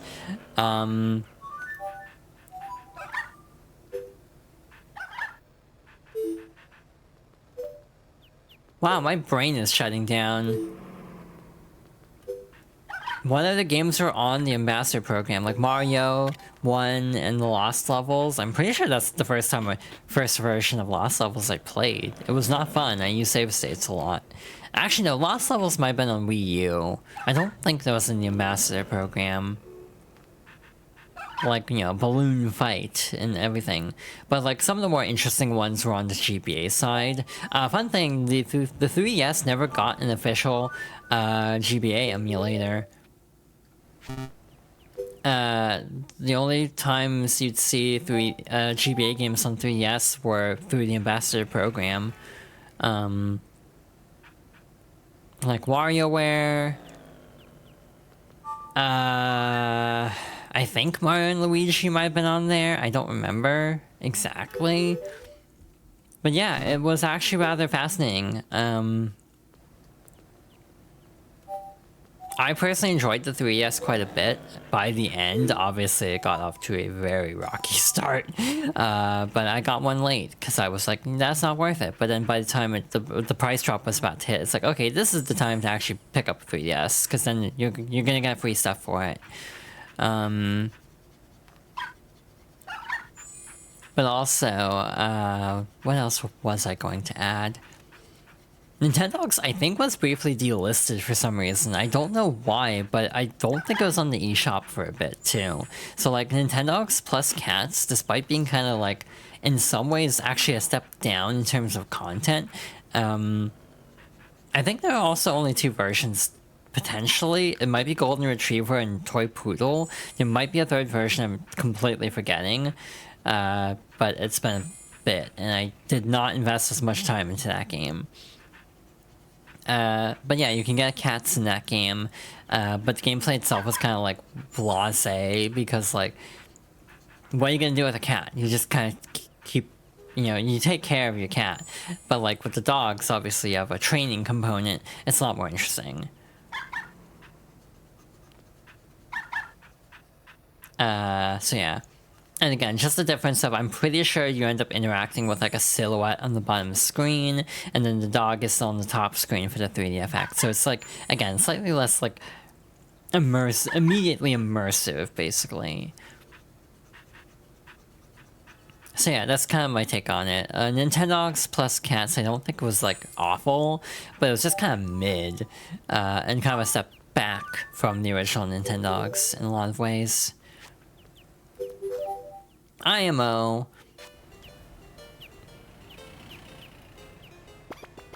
Oh shoot, sometimes it gets a little snagged. Why don't we go straight back here? We're not gonna do anything with the agility, like the frisbee, apparently, today. Maybe next walk we can do frisbee, because I don't think we can enter any more championships today. The main thing with the walks is keeping an eye out for presents.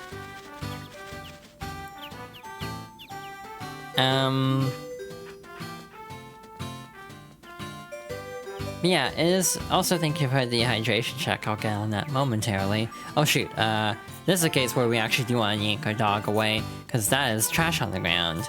We do not want her to eat that.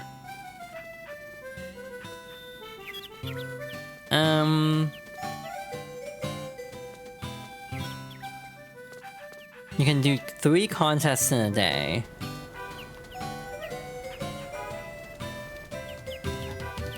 So yeah, next one will be our last one for today, in which case we might go to the park and start working on that. If we can get far enough, because it's still a decent ways away. Once you build up stamina on walks, you can actually go basically through most of the town. Like all the little question mark points, we can basically hit all those, no prob. Nintendogs plus cats changed it to twice a day.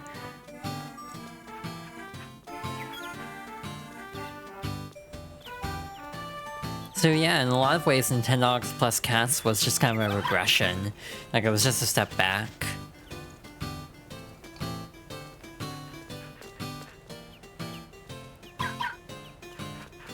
Like, it's a sequel that takes away features. So yeah, I mean, we did pretty good at this, but now we have another little hurdle here. Hehe. But now we have double hurdles. Instead of just single hurdles. With these little short little quirky legs, I don't know how much luck we'll have with this, going into it. But I mean, she's doing okay. Like, she kinda messed up one, but like, she's doing fine beyond that. I need to stop talking. Every time. And then there's the seesaw. She will get more confident at this, I promise. Once it starts to tilt though, we actually want... Oh. Yeah, she gets spooked by that, but it's fine.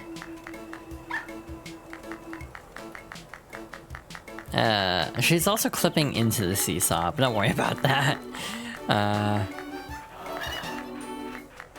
This might take a bit.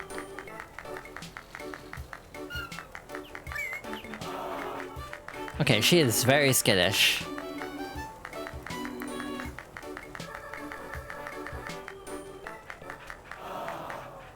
Wow, okay. I don't know how many times I have to do this, actually. Okay, maybe I was just tapping too much. So yeah, as it starts... Oh. Well, she did it one time, so that's a good start, at least. Cool. So yeah, the only thing added after this point is like the slalom. Which admittedly is going to be hell on my current control setup.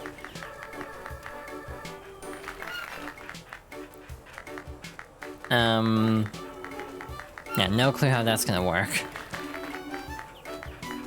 Yeah, she's getting a lot more confident at this already. It's really fascinating how much, this game feels very tactile in terms of like... Not tactile, what's the word I'm looking for?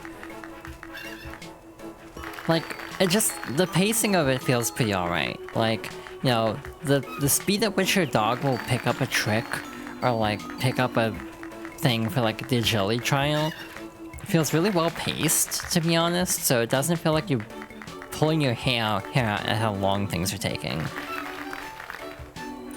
Again, the one hurdle is just having like a half-an-hour time limit between walks and stuff like that, because that can kind of drag the pacing down a little bit. But I mean, it's not a huge deal in all fairness. She's even picking up the pace a little bit more. Again, I think eventually you can get it to go a lot faster too, or the dogs in general to go a lot faster. I'm feeling pretty good about the seesaw already. The double hurdle, yeah, double hurdle is gonna be a problem though. Case in point. Again, I don't even know if it's a corgi thing or just a programming thing in general of how this works, but I wanna say, like, it would make sense for, like, corgis to have a harder time with this particular obstacle for obvious reasons. You know, the short-legged dogs, for example. Yeah, no, not entirely consistent at that yet. Again, you can get your dogs very consistent at things through proper training. Again, probably easier than training an actual dog in all fairness, to be real. But yeah, you might even notice her, like, overworld speed. Overworld speed, why am I describing it that way? Like, her speed on outside of an obstacle is actually pretty fast at this point. In the tunnel and on the seesaw, it's still a little slow. But yeah, her speed elsewhere is actually pretty solid at the moment. Yeah, overworld, it's like, yeah, that's a very video gamey way to describe it. I'm actually feeling pretty good about this. And on our way home. You're such a gamer? True, I do be a gamer. Uh-huh. Okay, gotta clean that up. But yeah, I might do another stream of this on Monday.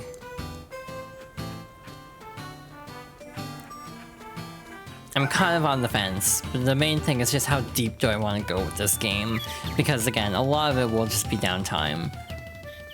So I might just do one more stream of this, but also work on like the tricks and stuff on my own time.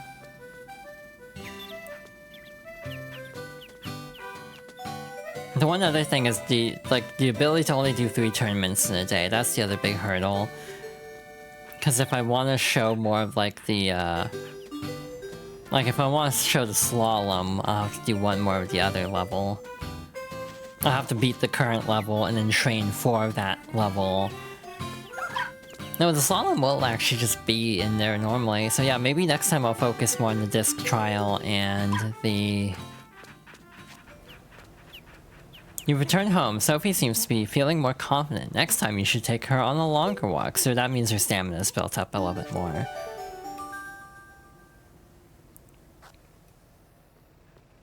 So yeah. You also do have time of day, I'm pretty sure, so like it is starting to look a little bit more like sunset-y over here. Okay, she's down to clean. So that should be brushable, right? Oh, she's not doing too great. She is very worn out, just like me for real, for real. Oh, I like the when they do the little paw raise when you're like brushing them out or petting them. Kind of like when cats do like a kneading motion, like they're kneading dough. Again, the funny part is I'm just not a dog person, really. I'm more of a cat person, by far, but I do think this is the better of the 2 games, truth be told.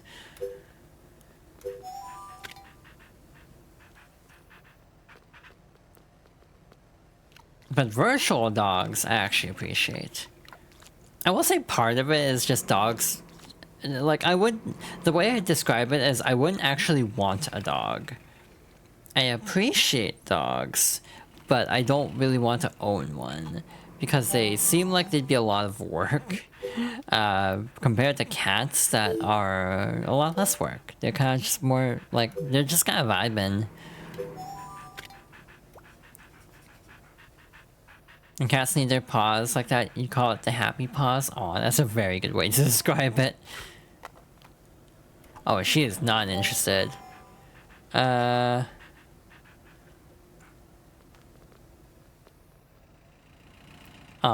again, she keeps picking up something I'm saying as like a shake command. Or a sit command in that case. Sophie. Yes, that's you. Sophie. I could tell the time of day just changed slightly.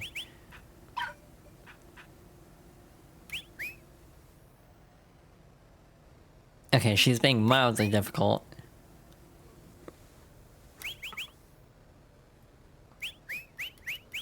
Oh my god. She's permanently stuck shaking. Hello. Sit. Yeah. Shake. Lie down. Yeah, the positive reinforcement's nice. Lie down. Lie down. Lie down. Okay. Lie down. Aw, little yawn.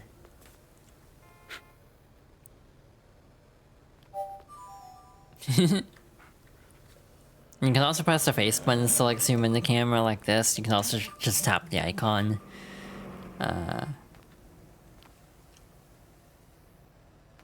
Eepy. Just like me, for real, for real. But yeah, I actually need to look up one thing. I don't remember how to unlock more dogs. So I'm gonna check that really quickly before ad break. How to unlock other breeds, because I'm curious. Oh, it's based on trainer points. So, basically...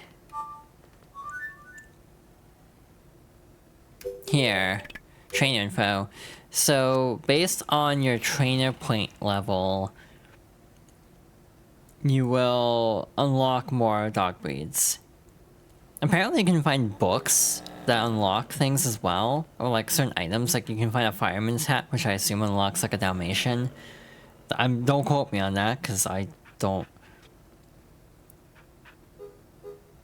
know this game as well. And there's also more like room designs you can unlock too, so like, that's cool. Neat. But yeah, it's also weird seeing the female portrait, because this is the first time I played this game since I came out. This is like genuinely kind of throwing me off.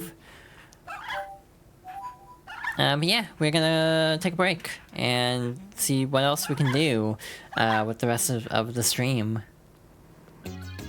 Hi, we're gonna preview, I guess, of an upcoming game for this series, because I'm definitely doing Super Paper Mario at some point. I'm definitely going to cry at least once during that playthrough, so that's gonna be fun.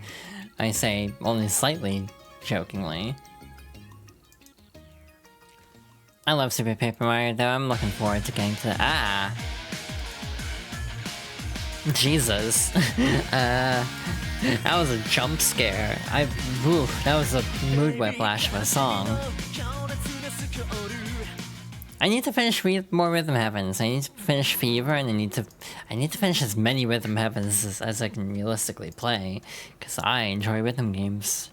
I almost want to do a Project Diva stream, like a Hasei Miku Project Diva Mega Mix stream. Part of me wishes that the old games were not only on PS3.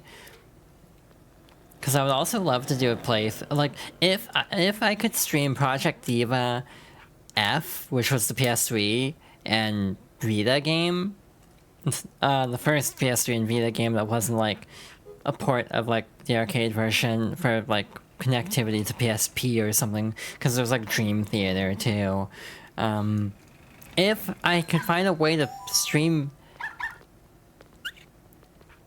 Project Diva F, I would love to do that. I would definitely have done that for Fox Girls Favorites, but it's only on PS3, so I don't think there's actually an easy way to do that, unfortunately. Which is a shame, because I would love to play that game again.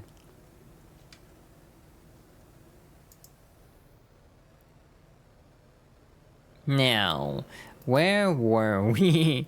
I apparently accidentally summoned my dog again while trying to set some stuff up. Good dog. Shake. Good dog. Lie down. Good dog. So chat, do we want to risk doing a frisbee contest when we have 0 training, or should we play it safe and do another agility trial? I'm leaning agility of the 2 options. Cause like we will completely crash out of the frisbee trial with 0 training.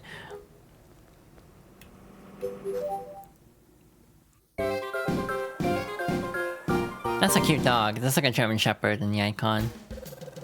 A lot of the dialogue is going to be the same, so I'm just not gonna read it all out. We are down to the nitty-gritty in this contest.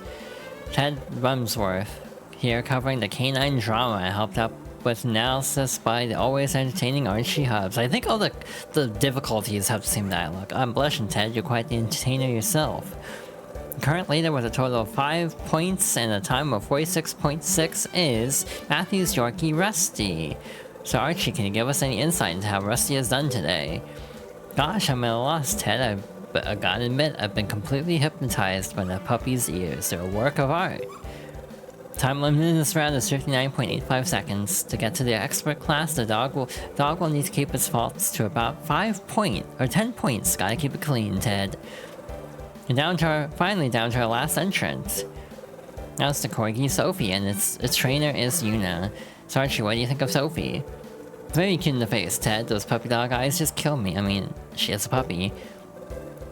Yes, so with that, let's begin. The ... after, like, Archie says something, it's like, is that meant to be judgmental? Like, I never caught that as a kid.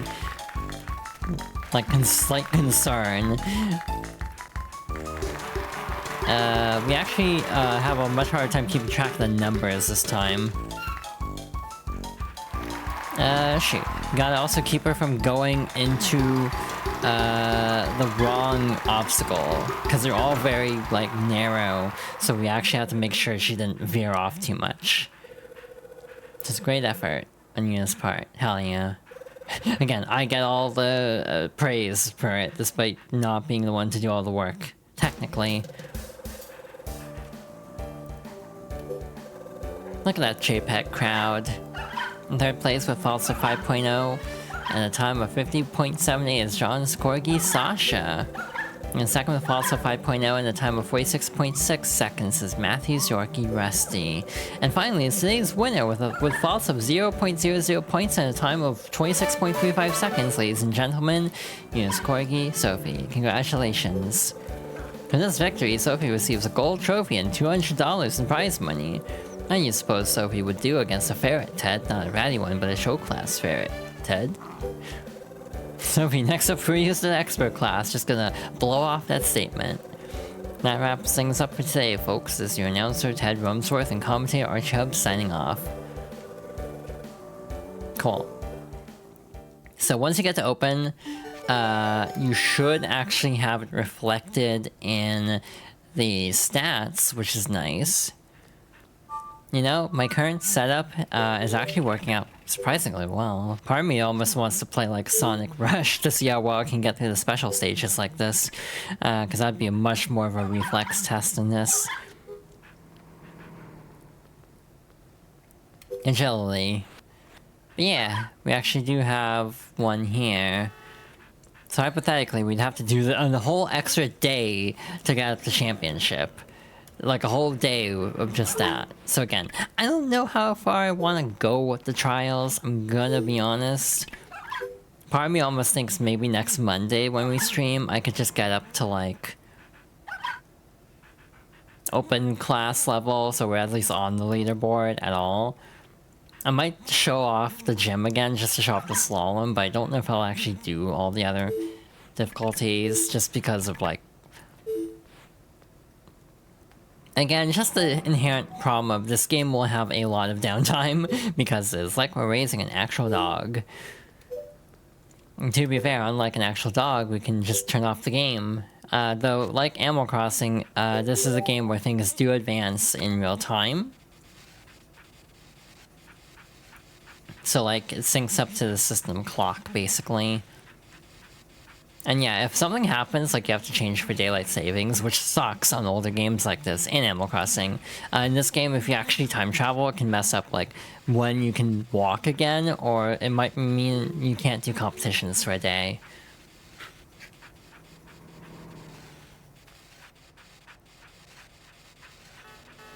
So yeah, she is not sparkling. There we go. Just took a little bit more oomph. A little more pizzazz. A little more gumption. That's a good word, by the way, gumption.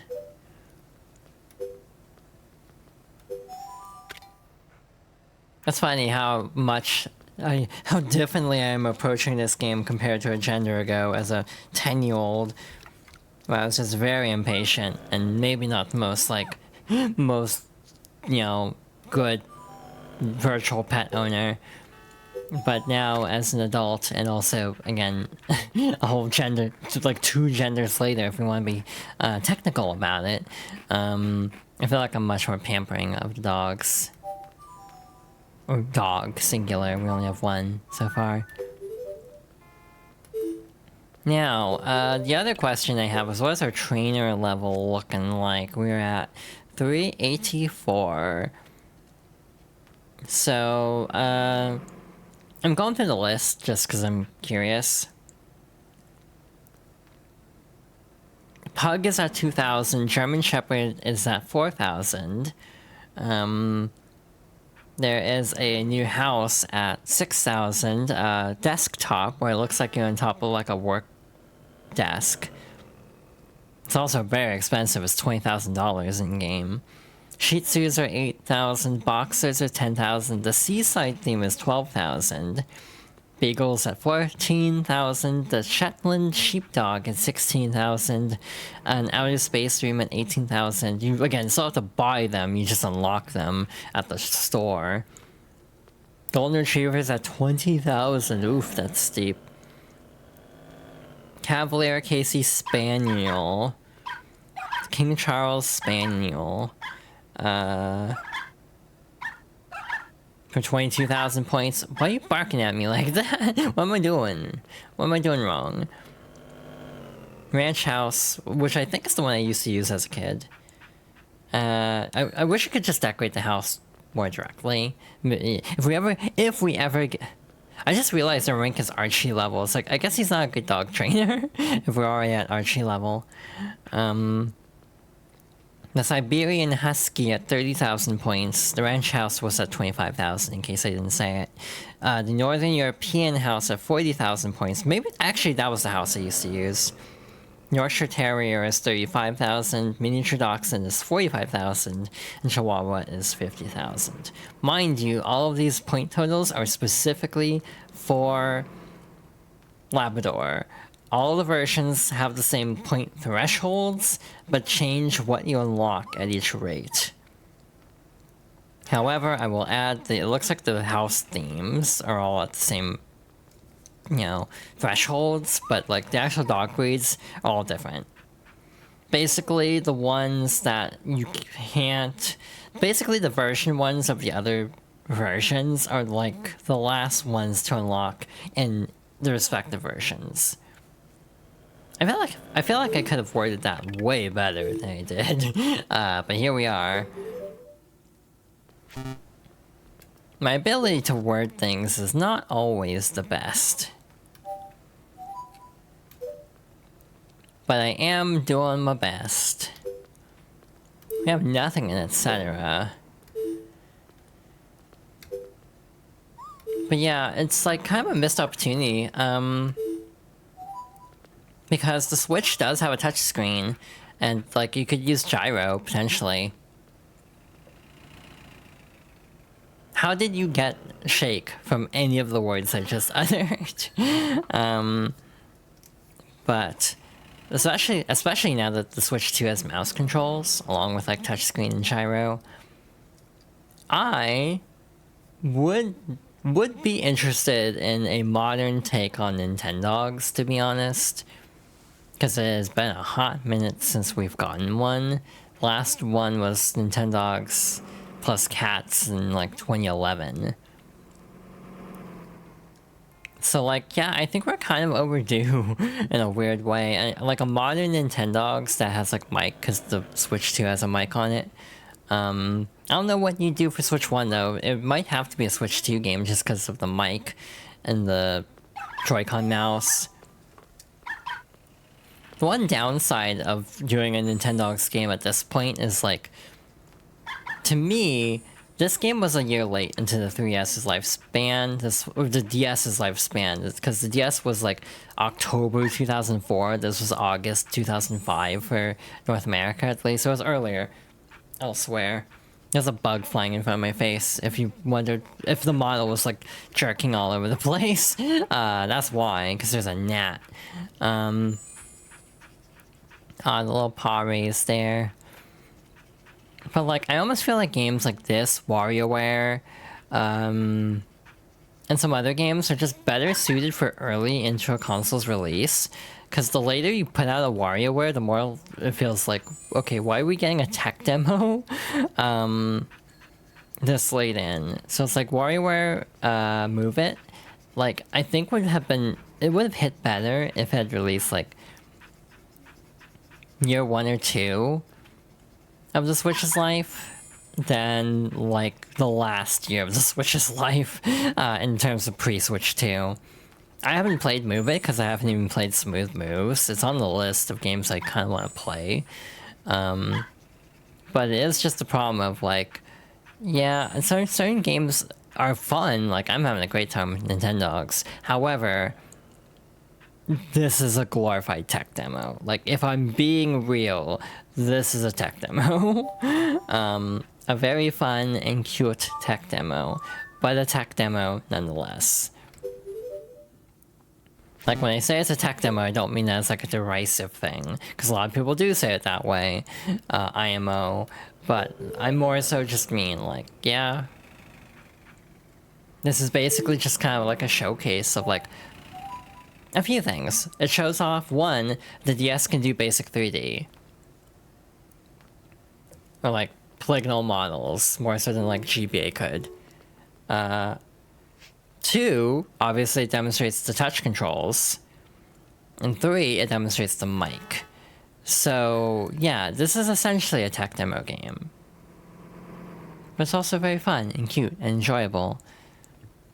And again, it worked. It got me to buy a DS, or like, I didn't buy it myself, but I wanted a DS for this game. So it worked, and again, it was a great purchase because I love the DS. We're gonna see it a few more times throughout Fox Girls Favorites as a series, because we still have, what, 2 Pokemons, a Kirby, maybe 1 Professor Layton. I'm torn on Professor Layton because I don't know if I want to do Curious Village or Unwound Future. Sorry, Diabolical Box enjoyers. I enjoy the game too, but it doesn't hit the same as the first or third game. The thing is, the first game would make sense because it's the first game. The third game makes sense because that's the one I actually have an emotional attachment to. I really emotionally resonated with Unwound Future for the obvious reason. So yeah, the basic decision I'm trying to make right now is, do I skip Curious Village and Diabolical Box, basically, for the sake of like not doing, because like timeline wise they came out in the West like a year apart, so it'd be like 3 Layton games in a row for Fox Girls Favorites. That'd be like a month or 2 of just various Professor Layton games, and that might be a little much actually. So I am debating trying to spread them out a little bit more. Also, just to demonstrate, if we click on this again, you can only enter tournaments 3 times in one day. So yeah, if we actually want to do all the tournaments, which I wasn't really aiming to, I was thinking about just doing like the first like trophy tier, which again would be like 1 more obedience and 2 more well, just 2 disc competitions in general. I'm trying to get something, 1 in open class at least. But again, part of me is like, I could make the playthrough go longer, but there is the problem of, there are kind of the times like this where I just have to kind of like podcast a bit, because I'm just waiting to be able to go on a walk with this dog, basically, because we're kind of at a standstill. Obviously, that's gamifying this quite a bit. Obviously, if I wanted to be a little bit more, what's the word I'm looking for? Like, it almost feels weird, you know, in this pet sim, kind of boiling it down in a very gamey way. Like, oh yeah, I'm trying to, like, meet these objective criteria. It's like people speedrun Nintendogs to put things in perspective. Lie down. Good dog. I don't know if that actually counts as food for the dog also. I don't even know what that trick was for. Standing is very difficult. So, I don't know how far we'll get with the tricks. That might require more obedience level than I'm willing to grind out for the stream series. But again, I actually missed a few games, so I've thought about doing like a lightning round kind of Fox Girls favorites at some point, where I just kind of hit at all the games I missed along the way, basically. Like a couple of one-off type games, but maybe even all in the same stream. Because, like, to be real, Lego Island wouldn't take very long if I wasn't doing it with every character. If I just stick with Pepper, that'd probably be like one segment of the stream, potentially. Maybe like 1.5, and then I could do like another game for the second half. But in terms of Fox Girls favorites games I skipped over, the main ones are... Yeah, there's a lot of clipping around the neck. I don't know if that's like a... I think the collar is messing it up.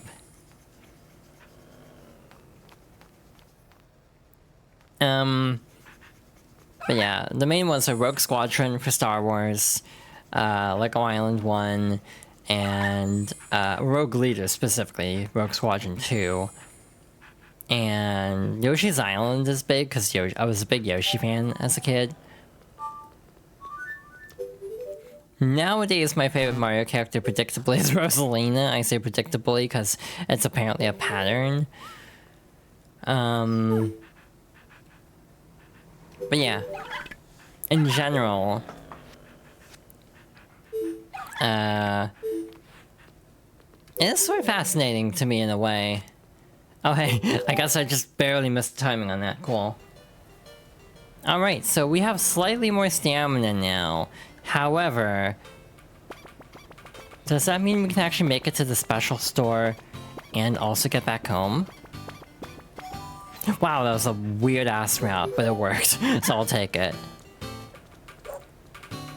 I guess one other benefit of this, like, the time when I normally stream is we're actually seeing all the times of the day, at least some of the times of the day. You can see the gradual lapse of time. Because it is definitely becoming night in-game. I don't even know if you have to clean up after your dogs. If you run into, like, other owners, like with the question mark spaces, they might scold you for not cleaning up after the dog, but I don't think there are any, like, hard consequences. Like, you won't have to, like, pay a fine or anything.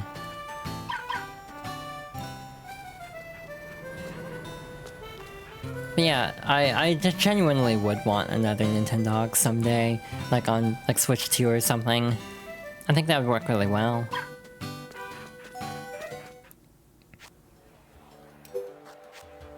What did it say? You've arrived at the discount shop. I didn't read the rest of it. So you can get other items that you normally wouldn't be able to get. This milk is very easy on a dog's stomach.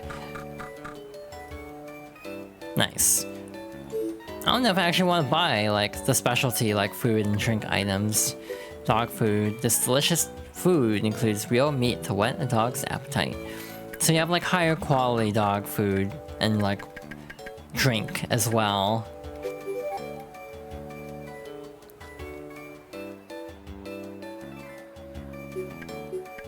You can also get special items occasionally. Like down... Well, actually, no. Well, we have the yellow ribbon. That wasn't in the other shop. I think it was a different color of ribbon.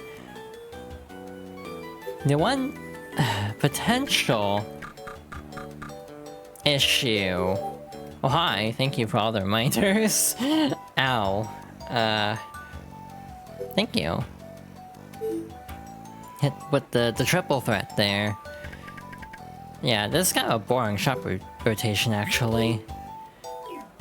Like, there's nothing particularly unique here, unfortunately.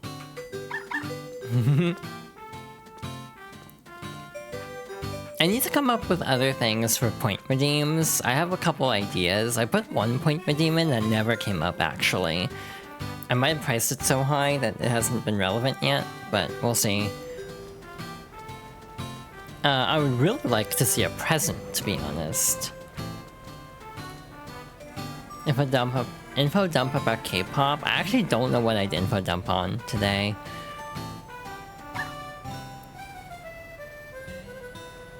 I mean, you'd be farther along if you didn't keep spending your points on other things, Aiden.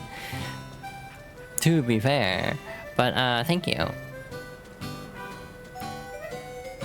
I don't know if I have much to info dump on K-pop about. Like, I was not prepared, to be honest.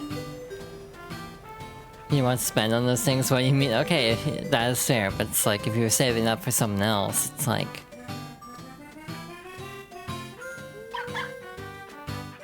Genuinely drawing a blank on anything K-pop related. You reached the park. The field here is very big. It's a perfect place to practice for disc competitions. You're not saving up, you're just vibing. That's fair. So we got Chelsea, who's a pincher. We got Fido, who's a Shetland sheepdog. Those are very cute, by the way.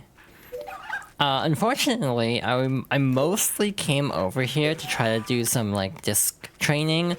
We will not get any disc training in, because the other dogs will definitely be better at this. Case in point.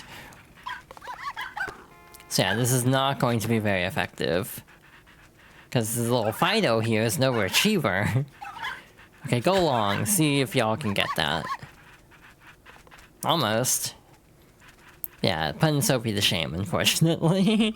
But she's also like... We've had her for like 2.5 hours, so... Not shocked.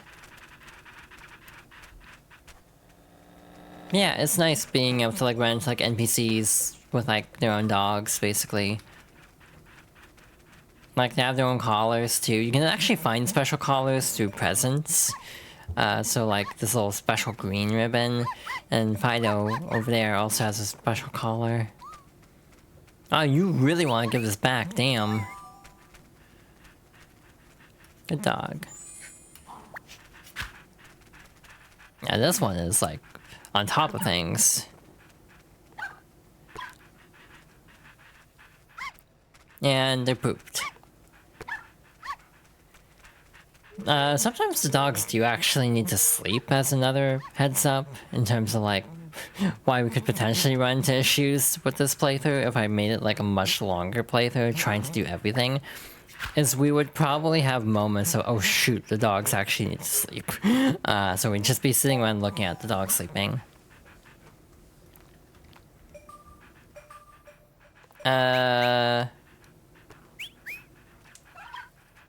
I mean, yeah, I'm trying to think of anything to say. I still haven't even seen, like, Hip-Hop Demon Hunters, to be honest.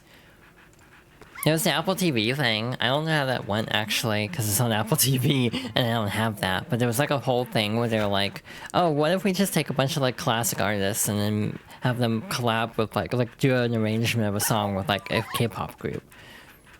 So they had all sorts of different groups, like, doing these... like collabs. So it's very interesting actually, to be honest, from what I was seeing. Though again, I have not seen it directly myself because yeah, I don't have Apple TV. I still need to get Apple TV for like 1 month just to watch that. That feels like a lot for just one show, personally. But yeah, it seemed kind of neat, but again, I just don't like subscribing to a million streaming shows. You also want to watch the Peanuts stuff? Oh, that is also fair. The only reason I would consider that whole ecosystem is Sonic Dream Team, which is still an Apple Arcade exclusive to this day. And I think it was actually like meant to be an exclusive, so it's like, it's not likely to ever jump platforms, unfortunately, so it's like... Yeah, no, if I wanted to play Dream Team, I'd probably have to just play on my phone, and that feels extremely uncomfortable. I also have like an iPhone 13 mini, it's not like the best high-end phone, so it probably would run like ass too. Look at the dogs playing, they're so cute.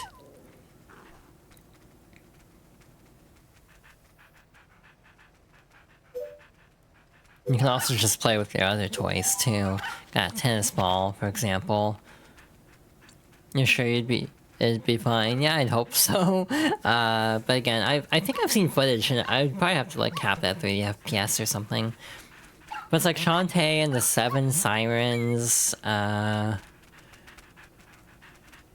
another Way Forward game too. I think it's like Spider Source or something, which is like a Contra-like, I think.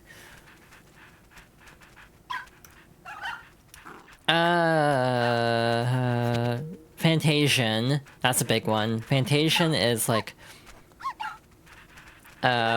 sort of classic Final Fantasy inspired game by Mistwalker, which is the studio of Hironobu Sakaguchi, who was actually the creator of Final Fantasy, who made his own company after leaving Square around like 2002 or 2003. Also responsible for Lost Odyssey and Blue Dragon, which were both Xbox exclusives as part of like a very short-lived initiative to try to have more like RPGs on Xbox. Hey, guess what? It didn't really help like Xbox bombing in Japan. Xbox just does not do well in Japan, to be blunt.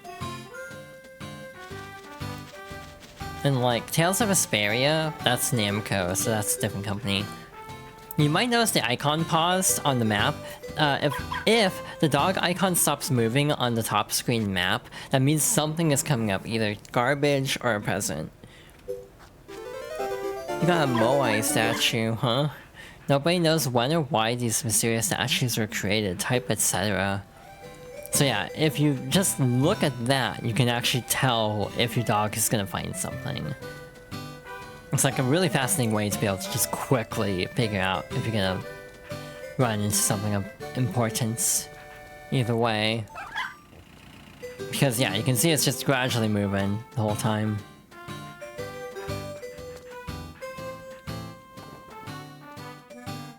Oh, I'm silly. You can see the dogs on the map. So yeah, I might do the frisbee training off stream then. Because I'll probably keep playing on my own time. You returned home. If you found any supplies you don't need, you can sell them at the secondhand shop. So we found a Moai statue of all things, so let's see what that's like. Oh, she's real tuckered out.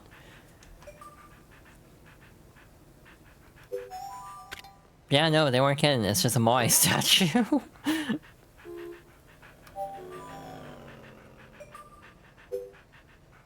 She doing okay?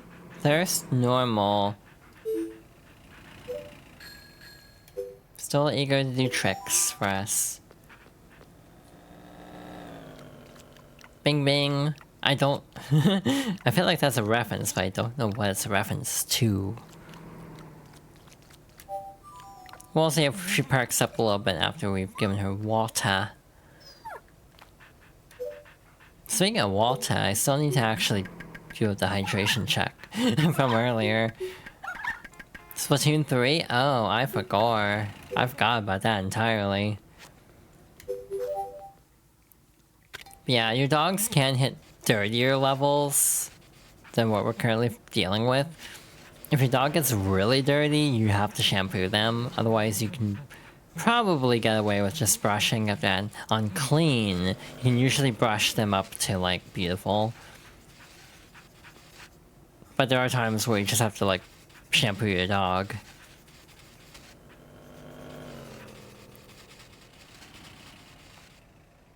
There we go.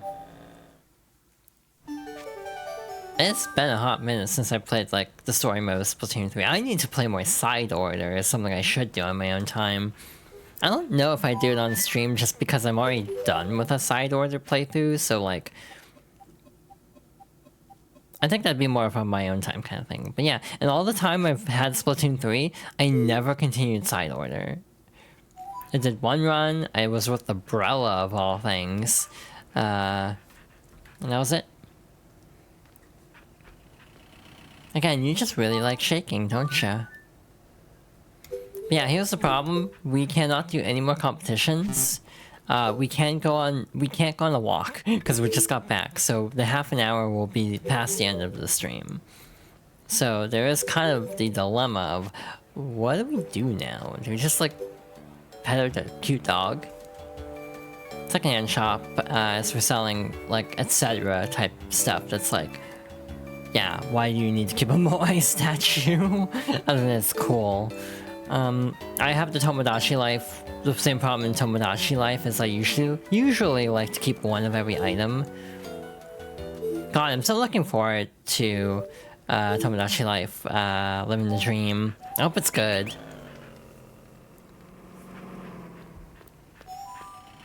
The Mii creator looked kind of like better than the old one, but it didn't have like the mask system of like the decal system of like Miitopia so far from what they've shown.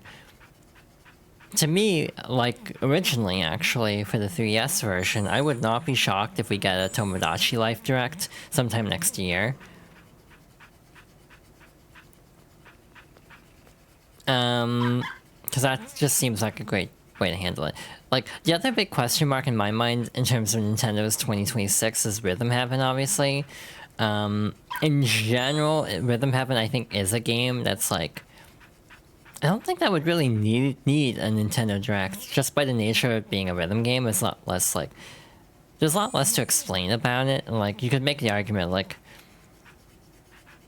Like, I wouldn't be shocked if we get a Metroid Prime 4 Direct soonish to detail some things, because, like, it still feels like we know nothing about that game. The funny part is, people complained relentlessly when Dread came out. That's like, oh, they're showing too much of Dread, they're spoiling too much. So, like, there's a funny juxtaposition between that and Prime 4, where it feels like we know nothing about this game still. It's been so long, and it feels like we still know nothing. Damn, girl, you really hit holding that pose, huh?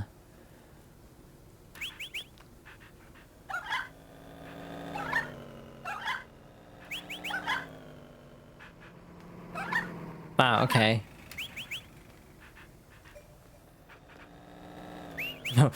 The sun jerking, like jerk, like to the side that she did to run was like, oh my god, that's mildly disconcerting. So yeah, it was the collar that was causing some clipping, but like, yeah, parts of her neck are kind of clipping together. Anyway, that's fine.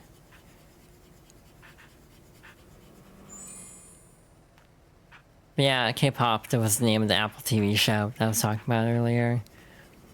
Beyond that, it's like there's a ton of like releases happening. I just haven't really been following them. In terms of my personal K-pop lore, I feel like I've told everything on stream. Part of me thinks I might like disable that redeem just because I'm like, I don't know what else I can say about K-pop. That's not just me repeating myself at this point.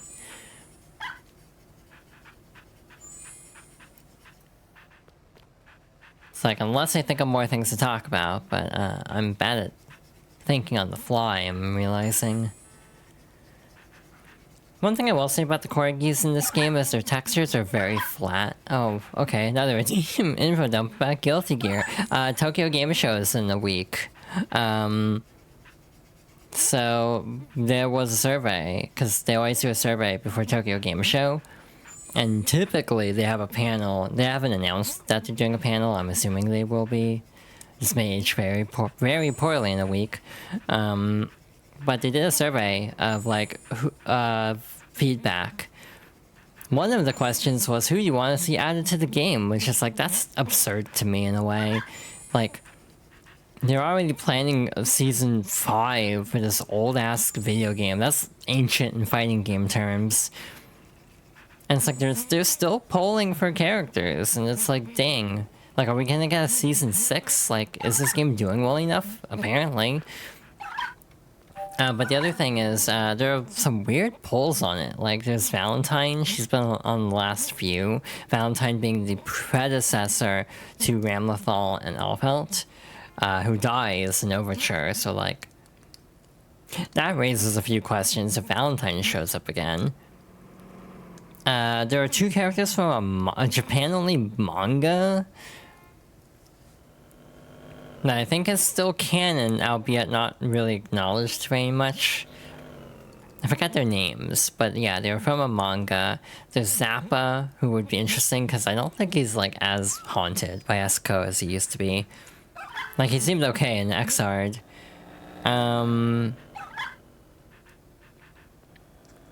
Like Dr. Paradigm. They always put Fanny from like Guilty Gear Petite on these polls. And I'm like, I want to see Fanny in this game. I'm not even kidding. So, to give a little bit of context, Fanny is a nurse for Dr. Baldhead, who is basically trying to find him because he goes missing. And the reason he goes missing is because he becomes Faust. So, because of that, I want Fanny in Guilty Gear Strive. I think that'd be really interesting, because TLDR, Faust is like, he screws up at one point. Like, I think he gets someone killed at some point, so he's trying to constantly atone. So, in Strive's another story, to my understanding, mind you, I have not watched it myself, because my attention span is bad for watching things, but to my understanding of it, he basically tries to sacrifice himself, and then it doesn't quite succeed, but he still ends up, like, kind of losing a part of himself, so that's why he's, instead of being kind of, like, goofy, like, silly, like he used to be, why he's kind of, like, really, like, in bad shape in Strive, and also just way darker personality-wise, but still generally leans noble. I want to see interactions between this version of Faust and Fanny. I think that'd be really interesting to try to finally resolve that story, because, like, Petite didn't go on very long. It was like 2 games on Wonder Swan, of all things. If you have never heard of the Wonder Swan, I will not, like, be surprised, because, I don't think most people have heard of the Wonder Swan, if I'm being real. Fun thing, Final Fantasy Advance 1 and 2 Dawn of Souls, which is a collection of Final Fantasy 1 and 2 on GBA with bonus dungeons and content. I think there's even a bonus story mode to Final Fantasy 2. But if I'm not mistaken, both of those were actually Wonder Swan games first, and then they got released for the GBA later, and then those got adapted to PSP. So again, it's very complicated, actually, in a way. But it is true, actually, that, like, the Wonder Swan just never did super well. I think it was by Bandai, specifically, but it never took off because, to be real, everyone just wanted a Game Boy at the time. But there was the Wonder Swan Color version, and I think that's what Guilty Gear Petite is for, the Wonder Swan Color specifically. Obviously, those are games I don't have, like, official copies of, but there are obviously still ways to play these games. They've been preserved on the internet, as a lot of games are. But one thing I've always thought about is trying to actually do, like, a game clearing stream. It'd be really short if I just did those two, so I might toss in a couple others. But try to do a stream of weird Guilty Gear, like, handheld spin-offs. So there's Petite 1 and 2. There's Dust Strikers. I always mentally confuse Dust Strikers and Dual Rulers for some reason. But Dust Strikers is like a weird 4-player platform fighter spin-off. It's like kind of the closest analogy I can think of is like the Jump games, like Shonen Jump, like All-Stars and those. Which eventually led to Jump Force, which is the most famous one for not good reasons. But, like, I guess Guilty Gear Judgment, though that might actually push it too long, because that's like a beat-em-up. That would probably take too long. If I do the Petites and Dust Strikers, that'd probably be an hour. And then, like, Judgment, I think would take about 2 or 3 hours on its own. But that's something I've considered, is doing, like, a handheld Guilty Gear retrospective. I don't know if I do Advance, like, X Advance again. Since we already did a Dizzy playthrough, and that kind of sums up the game very nicely.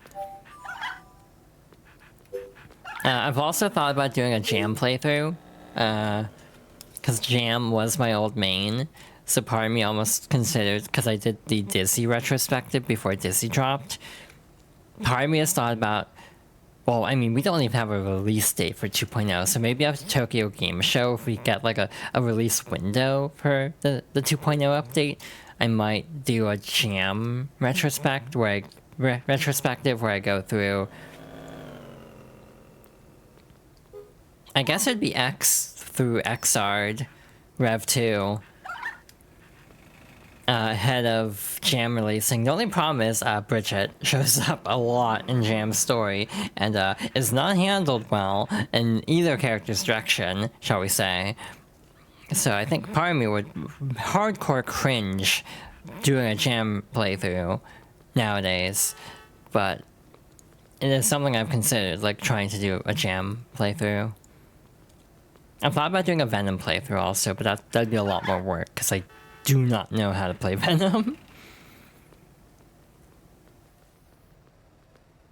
I might, if I do a Venom playthrough and a Jam playthrough, I might, well, and also a Robokai playthrough potentially, I probably would be less, like, thorough. Like, I might skip X Plus's story modes, just because that's a lot of routes that I also have to, like, because, like, with Dizzy's, I manually subtitled everything. Because it's in Japanese only, there's no fan translation. If a fan translation of X Plus and adds in a translated script, if that existed, I would be more willing to do X Plus in full, but I don't think that exists.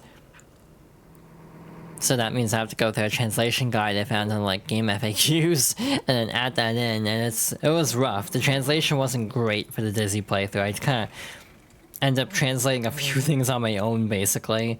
That definitely felt wrong to me, so I ended up having to do some stuff on my own. So yeah, it'd be a lot of work. I might just do X's like arcade mode and not do the story modes for X Plus.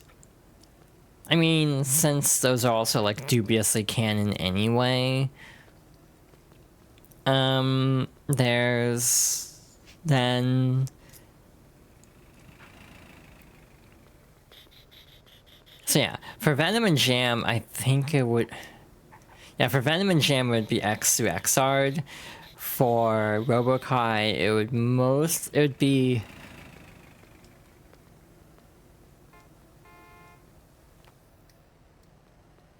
It would probably be X2. And that's kind of it. X2 and X Core for mainline. But there was a whole spin-off kind of dedicated to Robokai, or Robokai Mark II specifically. Robokai and Robokai Mark II, I think, were both on the ArcSys poll, by the way. But yeah, there were some weird polls on this poll. I was kind of impressed. Obviously, some characters have never been playable, like NPC-type characters from the story modes. But yeah, like characters from the manga, that was wild to see. I think there was a character from like one of the spin-offs, like Judgment or something. But like I don't remember exactly. A lot of the spin-offs are like dubiously canon because like they didn't really have a lot of like, they were kind of just cash-ins, to be honest, with like the engine and sprites before like ArcSys eventually got the rights back from Sammy. Yeah, that was also a whole thing because like there was a period where they actually lost the rights to a ton of characters because again they were published by Sammy, which eventually merged with Sega to form Sega Sammy. So if you've heard of that before, that is the same Sammy company. But then they lost the rights to a lot of the characters from like X onwards. So that's why in Guilty Gear 2 Overture, of the original cast, you only have Sol and Kai. They name drop Justice a couple of times, but they literally cannot say Dizzy by name. They cannot refer to Dizzy by name. They refer to her as the Maiden of the Grove because she was not like legally able to be in that game. But then they, of course, then established the Valentine story and like a bunch of stuff with like the backyard and everything. So it's a kind of a case of like limitation breeds creativity, because they kind of had to expand the universe a lot because they needed more supporting characters because they lost out on all the old supporting characters. Eventually they got the rights back and did put out like Accent Core plus R. And then obviously Axard onwards. See, I can talk about Guilty Gear more easily than K-pop apparently, which I don't entirely know how to feel about that, if I'm being real. So anyway, Nintendogs. Finally home and having dinner. Cool. Hope you enjoy dinner. But yeah, again, we can't really do a whole lot because we can't enter any more tournaments for today, and we can't take any more walks until like after the end of the stream, basically. I am noticing that she is at a level of clean that means she's not staying clean, so we're gonna go for a path just to save time. The song also changes based on the level of dirtiness of your Nintendog, if I'm not mistaken. Like, I want to say there's different, like, variations of the song depending on the starting condition of your dog, or something like that. Or I may be misremembering, who knows. Hell yeah. And one of the, like, food stats also changed. Mind you, you probably don't need to feed your Nintendog as meticulously as I am. Because normal is still acceptable, but obviously not amazing. But yeah, basically the plan off stream, because again, if I want to continue this on Monday, I'm gonna have to do some care for the Nintendog off stream. And since I'm gonna have to be looking after the Nintendog anyway, part of me thinks what would make sense would be to work on prep for next time. So for example, I was just like looking at how it looks on the stream feed. This is the first time I've used the DS layout. So that's been interesting. But yeah, what was I saying? Basically, try to teach our little doggo some more tricks off stream. Maybe build up some of its, some of her other skills. Obviously take a lot of walks, collect more items to most likely train for Frisbee. And also, the athletic trial, I'm not sure if I'll do much on, or agility trial. I might try that next time on stream, because again, part of me just wants to for the goal of this playthrough, goal in quotation marks, just basically go for the first tier that's tracked, so open class. That's kind of my thinking, at least. So we have this one, but we don't have the other two. We can enter open class for obedience, but this one we need to do 2. So we can only do 3 a day. There is the risk of if I botch it and then don't actually win, then we will be back to square one. So I might just show off the disc competitions, and if I screw it up too many times and we can't enter any more tournaments, I might just call it. More likely than not, this will be a 2-stream game. Because, again, I enjoy this game immensely. It's very cute and charming and fun. However, one, it's a short burst kind of game. Like, just doing, like, a little, you know, hanging out with your Nintendog a little bit every day. But obviously, this is like a check-in game. Like, just boot it up for, like, half an hour a day. Not, like, binge it for 3 hours like I've done now. So because of that, I do feel like I'm inherently running into a limit. Like, the limitations of, like, time are causing more problems because of me deliberately trying to stream the game.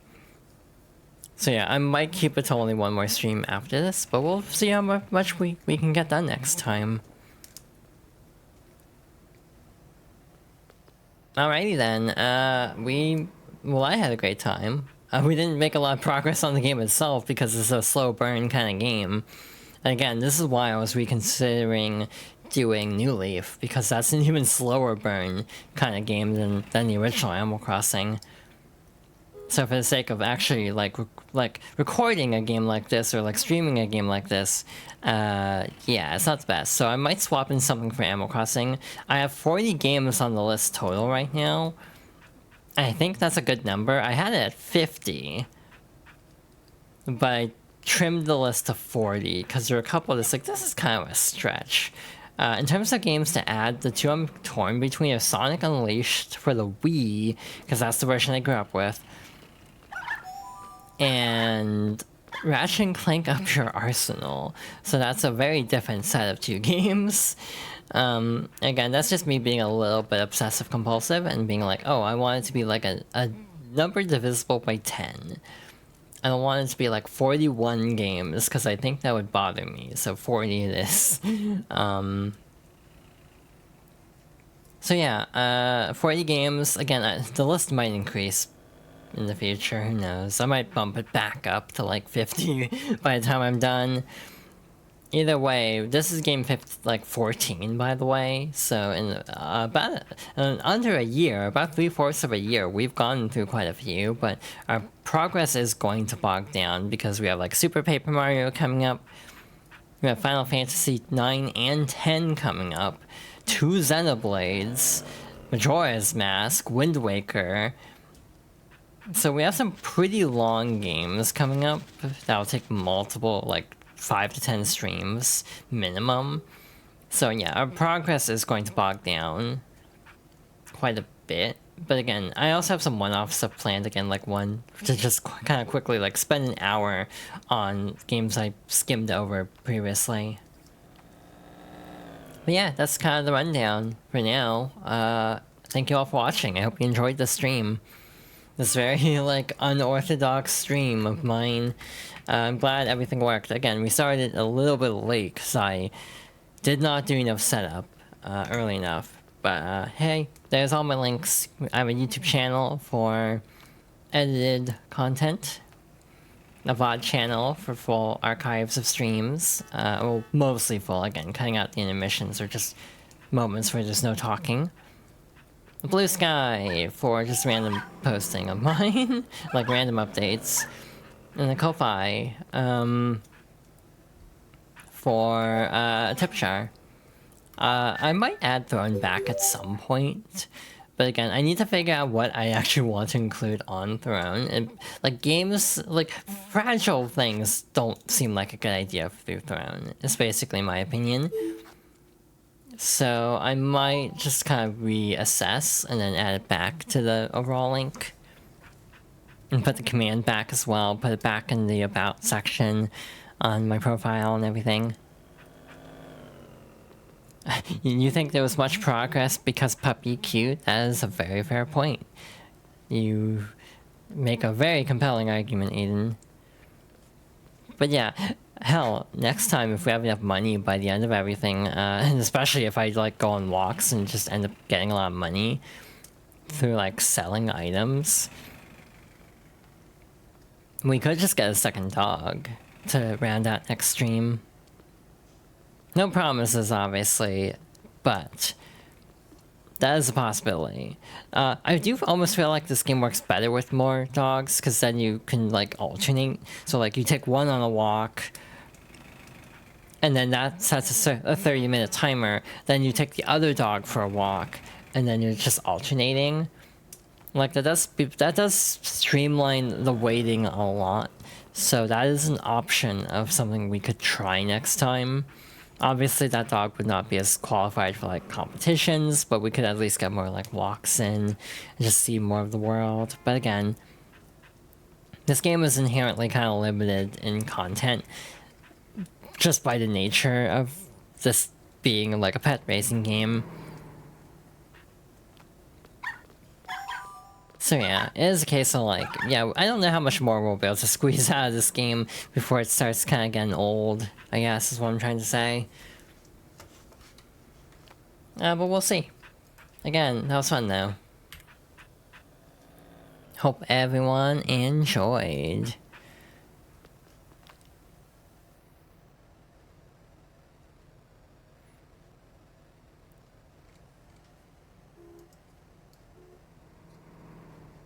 I'm EP.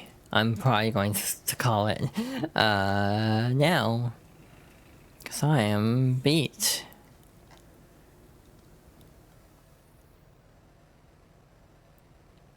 Yeah. You had a great time? Oh, I'm glad. Yeah, thanks everyone for stopping by. It means a lot when I just play like really random games like this sometimes. Yeah, I might actually adjust the Fox Girls favorites list, bump it back up to 50, because I'm having some thoughts, and it's like, yeah, no, I can probably add 10 more games at this point in the timeline.